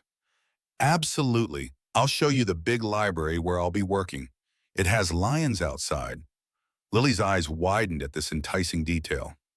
Real ones, Mark laughed, the tension in the room breaking slightly. Stone ones, very impressive stone ones. Now, young lady, it's well past your bedtime. We can talk more about this tomorrow. Lily hugged Jessica fiercely before allowing her father to lead her back upstairs, Teddy Bear trailing behind them. When Mark returned, he found Jessica on the porch swing, despite the November chill. Mind if I join you? She moved over wordlessly, making space beside him. For a while, they just sat in silence, the swing creaking gently, their breath making small clouds in the cold air. I'm sorry about that, Mark said finally. I didn't realize she was listening. Jessica shook her head. Don't apologize. She deserved to hear it from me, not overhear it like a secret. She leaned her head against his shoulder, drawing comfort from his warmth. What if I don't want to go, she whispered. The admission cost her more than she'd expected. Years with the Blackwoods had taught her that expressing personal desires was dangerous, that putting her own needs first was unacceptable. Mark was quiet for a long moment. Then carefully, what if I don't want you to go either? Jessica lifted her head to look at him, finding unexpected vulnerability in his eyes. I know it's selfish, he continued. I know Columbia is an incredible opportunity. I know you deserve every chance to build the future you want. But these past 4 months with you here, he paused, choosing his words deliberately. They've been the happiest months Lily and I have had since Patricia died, and I can't help thinking that's not a coincidence. The confession, offered with such honest simplicity, broke something open inside Jessica. For so long, she'd been the one in need, the one receiving help, the one being rescued. The idea that she might have given something valuable in return, not just practical assistance with cooking and childcare, but genuine joy, felt revolutionary. I don't know what to do, she admitted. I've been working toward Columbia for so long. It was my escape plan, my way out of the Blackwoods world. But now that I'm already out, already free, she gestured helplessly. I'm not sure it's what I want anymore. Or at least not like this. Not at the cost of what we've built here. Mark took her hand, his palm warm against her cold fingers. What about a compromise, he suggested. Take the spring semester online too.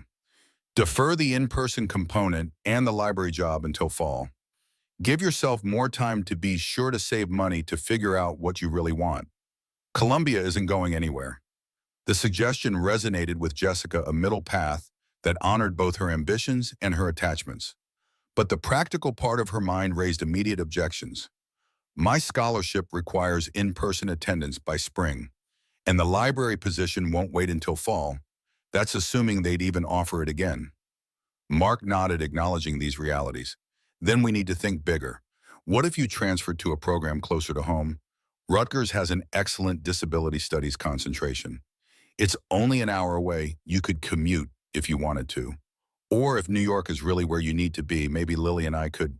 He trailed off, the implications of what he was suggesting hanging between them. Jessica stared at him. You would consider moving to New York with Lily. Uprooting your whole life. Mark's smile was soft in the dim porch light. For the right reasons, yes. Though we'd need to discuss it with Lily first. And with Nancy. And it wouldn't be immediate. I'd need to find a position there, arrange a transfer, sell the house. But it's not impossible.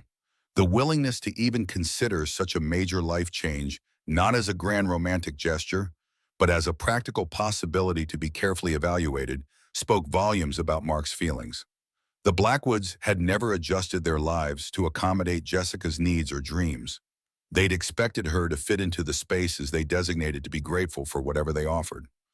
Mark was suggesting the opposite, a reshaping of his life, to include her a recognition that her goals mattered equally to his own. You would do that. For me, Jessica's voice was barely a whisper. Mark's hand tightened around hers. With you, he corrected gently. There's a difference. The distinction mattered. This wasn't about sacrifice or obligation, but about mutual growth, shared futures, chosen family. They sat in silence for a while, watching their breath cloud in the cold night air, considering possibilities neither had dared voice before. I need time to think, Jessica said finally. This is a lot. Mark nodded, understanding as always. No rush, no pressure. We've got time to figure this out. Together. The word together lingered as Jessica made her way upstairs to bed that night. Together. Not alone, not abandoned, not tolerated as an obligation, but actively chosen as a partner in decision-making. For someone who had spent a decade being managed rather than consulted, the experience of being treated as an equal participant in life-changing choices was both terrifying and exhilarating. The following week brought an unexpected development, a letter from Columbia's Disability Services Department. Given Jessica's circumstances and academic performance, they were offering an unusual accommodation, a hybrid program that would allow her to complete most coursework online while attending in-person sessions just 1 week per month. The special collections position could be similarly modified with concentrated work periods during her campus visits. This third option, neither full relocation nor complete deferral, caught Jessica by surprise. She'd never considered a middle path that might allow her to maintain both her Columbia connection and her place in the Sullivan household. The fact that the university had proactively offered such an arrangement suggested they valued her enrollment enough to be creative about retention. When she shared the letter with Mark, his face lit up with genuine excitement. This could work, Jessica. You'd get your degree from Columbia, get experience in their library, but still be based here most of the time. Best of both worlds. Jessica nodded slowly, the possibilities taking shape in her mind. I'd need to find affordable accommodations for those weeks in New York, and transportation would be an issue. Mark, ever the practical accountant, was already calculating. With your scholarship and Jason's support, plus what you're making at the library here, it should be manageable. And Nancy has a cousin in Brooklyn with a spare room who might be willing to work something out. The way he immediately began problem-solving, looking for ways to make her dreams possible while preserving their connection, confirmed what Jessica was beginning to understand, that this man saw her aspirations not as an inconvenience or a threat, but as a natural extension of who she was, deserving of the same support he would give his own goals. When they explained the hybrid option to Lily the next day, her reaction was predictably enthusiastic.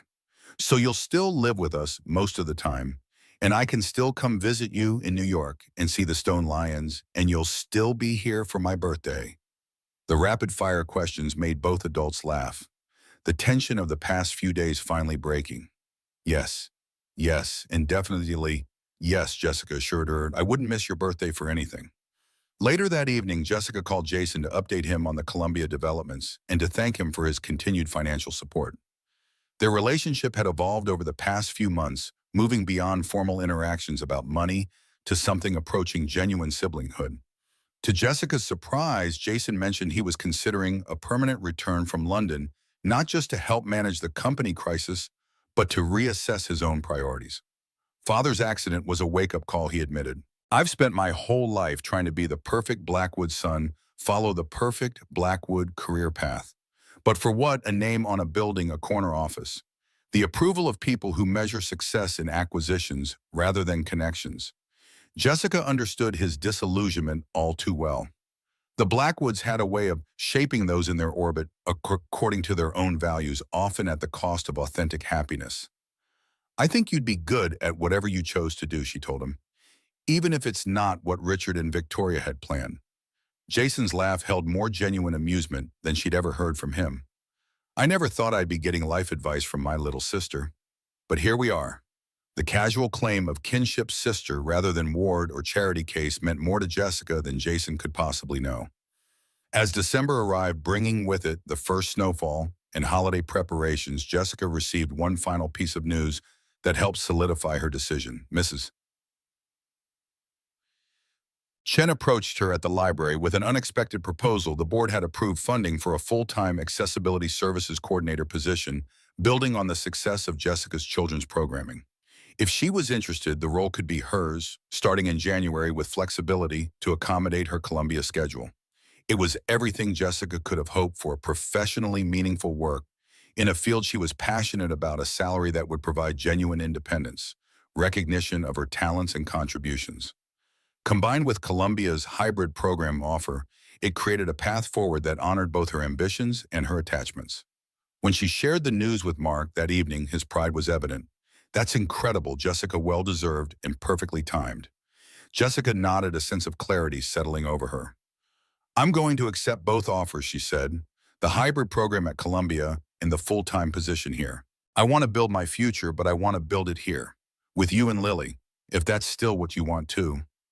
Mark's expression softened into something that made Jessica's heart skip. "That's what we want too," he said simply. He reached for her hand across the kitchen table, his fingers interlacing with hers in a gesture that had become familiar over the past months, day by day, remember. But with a slightly longer-term plan now. On Christmas Eve, the Sullivan household bustled with activity. Nancy was coming for dinner, bringing her famous apple pie. Lily was vibrating with excitement, convinced she'd heard reindeer on the roof the night before. Mark was in the kitchen, attempting his late wife's traditional Swedish meatball recipe with limited success. Jessica moved through the organized chaos with a sense of belonging that still sometimes caught her by surprise. The doorbell rang as she was setting the table. Probably Nancy. Mark called from the kitchen. "Can you get it?" Jessica opened the door, expecting Nancy's silver hair and warm smile. Instead, she found Jason Blackwood standing on the porch, a neatly wrapped package in his hands and an uncertain expression on his face. "Sorry to intrude on Christmas Eve," he said quickly. "I just wanted to drop this off for you." Jessica invited him in, momentarily disconcerted by this collision of her past and present lives. Jason hesitated in the entryway, taking in the modest decorations, the slightly lopsided tree with its eclectic ornaments, the paper snowflakes Lily had made taped to the windows, the mismatched stockings hanging from the mantel. "It's nice," he said, a note of genuine appreciation in his voice. "Looks like a real home." The observation, so simple and yet so profound, made Jessica smile. "It is," she agreed, "a real home." Mark appeared from the kitchen, dish towel over his shoulder, to introduce himself properly. Lily barreled in from the living room, curious about the visitor. Jason handled the introductions with unexpected grace, kneeling to Lily's level to answer her rapid-fire questions about his job in London. As he prepared to leave, declining their invitation to stay for dinner, with genuine regret, Jason handed Jessica the package. "Merry Christmas," he said. "From me. Not from the Blackwood Family Trust or Father's Guilt Fund or anything else. Just from your brother." The distinction mattered. This wasn't obligation or compensation, but a genuine gift from one person to another. After he left, Jessica opened the package away from Lily's curious eyes. Inside was a small wooden box, beautifully crafted. When she lifted the lid, she found a collection of photographs she'd never seen before: her parents on their wedding day at the beach holding her as an infant. Pictures she'd thought lost in the accident that took their lives. A note explained that Jason had hired a private investigator to track down extended family members, distant cousins who might have copies of family photos. It had taken months of searching, but he'd managed to recover these fragments of her history.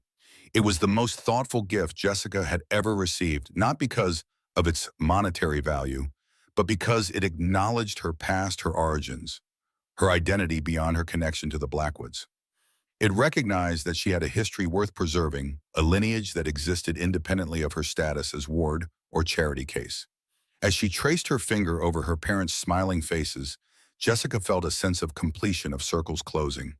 She would always carry the scars of her losses, the physical absence of her left arm, the emotional absence of her parents. But she was no longer defined solely by what she lacked. Later that night, after Nancy had gone home and Lily had finally fallen asleep, Jessica and Mark sat on the living room floor in front of the Christmas tree, wrapping last-minute presents. This time last year, Jessica mused, I was sitting alone in my room at Blackwood Manor, wondering if I'd ever have a real Christmas again. The contrast between then and now, between isolation and connection, between performative charity and genuine care, still sometimes took her breath away. Mark set aside the gift he was wrapping, his expression turning serious. There's something I've been wanting to ask you, he said, something important. Jessica's heart stuttered uncertainty and hope warring in her chest. You know, I've been thinking a lot about what Lily said at Family Day, about chosen family. Jessica nodded, not trusting herself to speak. Mark took a deep breath, fingers absently smoothing a crease in the wrapping paper. When Patricia died, I thought that was it for me. That I'd had my one chance at family, at real connection, and now my job was just to raise Lily as best I could, to get through each day. I never expected, his voice faltered momentarily. I never expected to find someone who would fit into our lives so perfectly, who would see us, really see us, and still want to stay. The Christmas tree lights cast a warm glow across his face, highlighting the vulnerability in his expression. I guess what I'm trying to say is that Lily was right. We've chosen you. I've chosen you. Not because we needed help around the house or because it was the right thing to do that night at the wedding, but because you've become essential to us. To me. Jessica's breath caught in her throat. For so long, she'd been the one in need, the one being rescued, the one being accommodated. The idea that she might be essential to someone else, that her presence might be the gift rather than the burden, was still difficult to fully comprehend. I'm not saying this to pressure you, Mark continued. Your plans for Columbia, your career aspirations, all of that matters. I want you to pursue those dreams.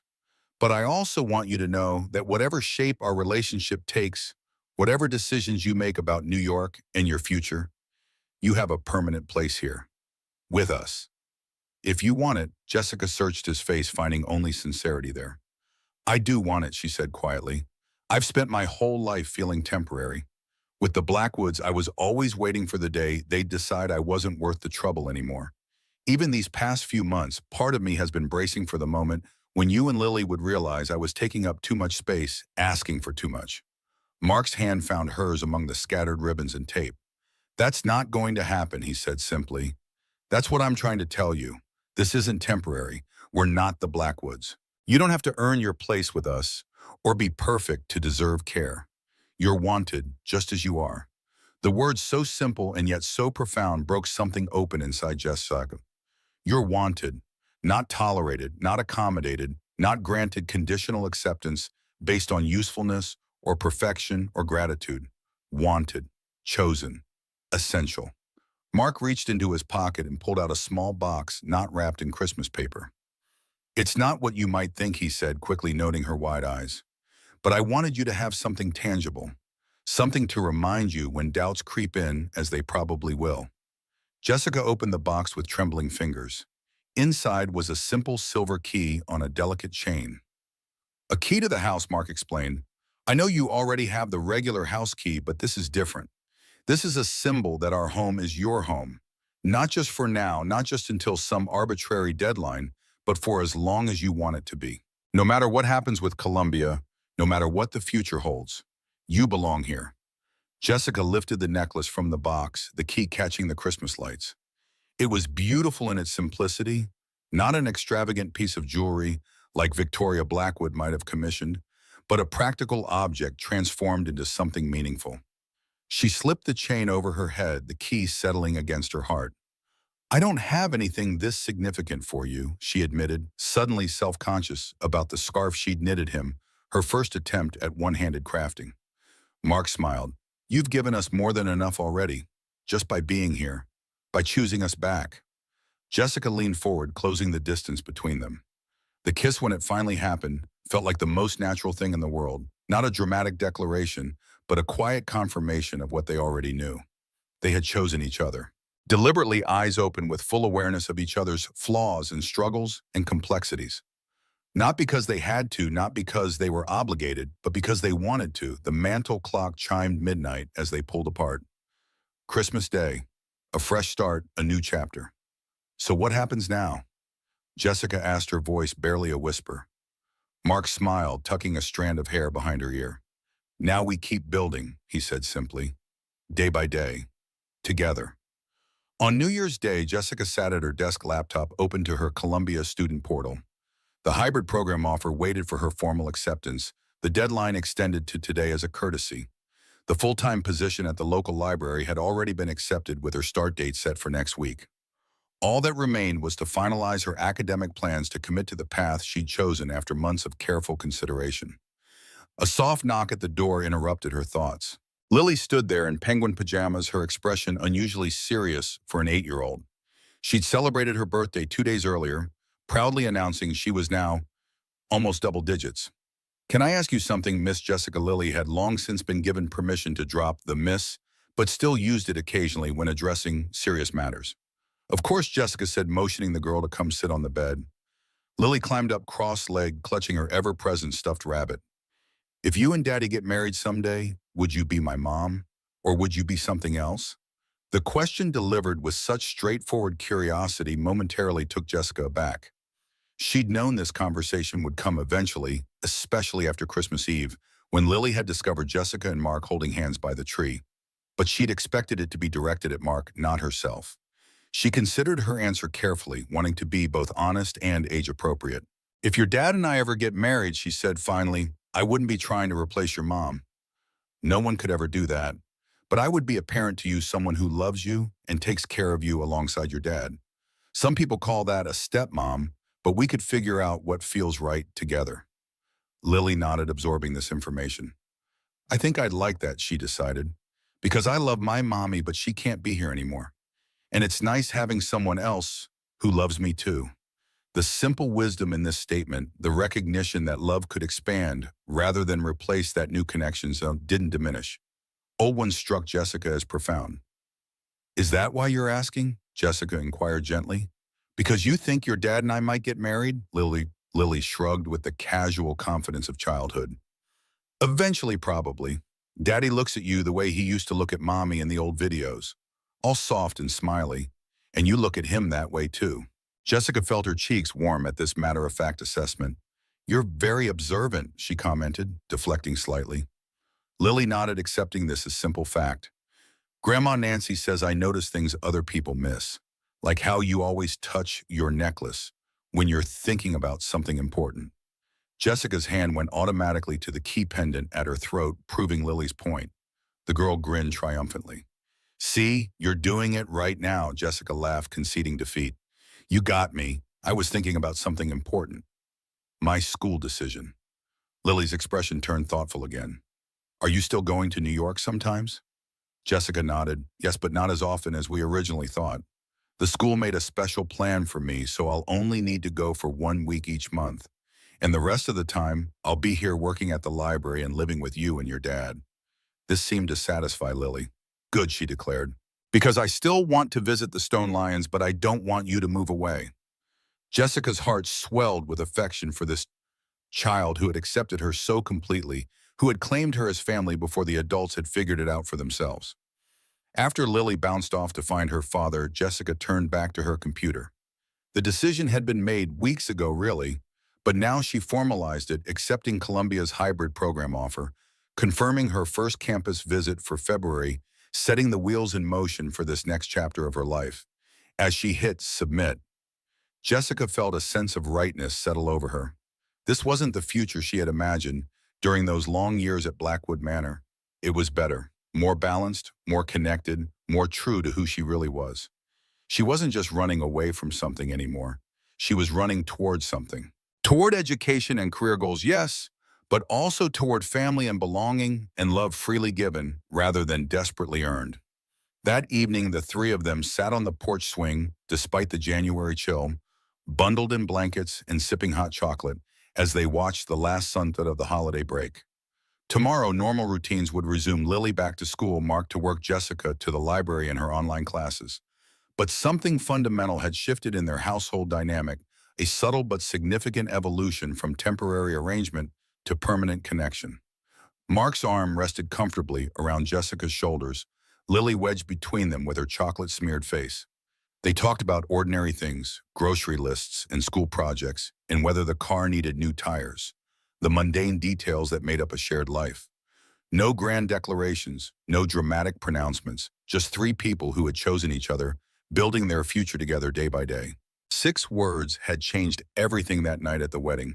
Act like you're with me, please. But it was what came after those words that truly mattered. The daily choices to see each other, to support each other, to create something lasting from what could have been merely temporary. Jessica wasn't just acting like she was with them anymore. She was with them fully and by choice. And they were with her not out of obligation or charity, but because they had chosen her just as deliberately as she had chosen them. Family Eleanor Reynolds had said at the wedding isn't about blood or adoption papers or tax write-offs. It's about choosing to love someone every single day, especially when it's hard. Jessica traced the key pendant at her throat, feeling its weight against her skin. She had found her home at last, not in a place but in people who saw her, who wanted her, who chose her every day just as she chose them. The difference was everything.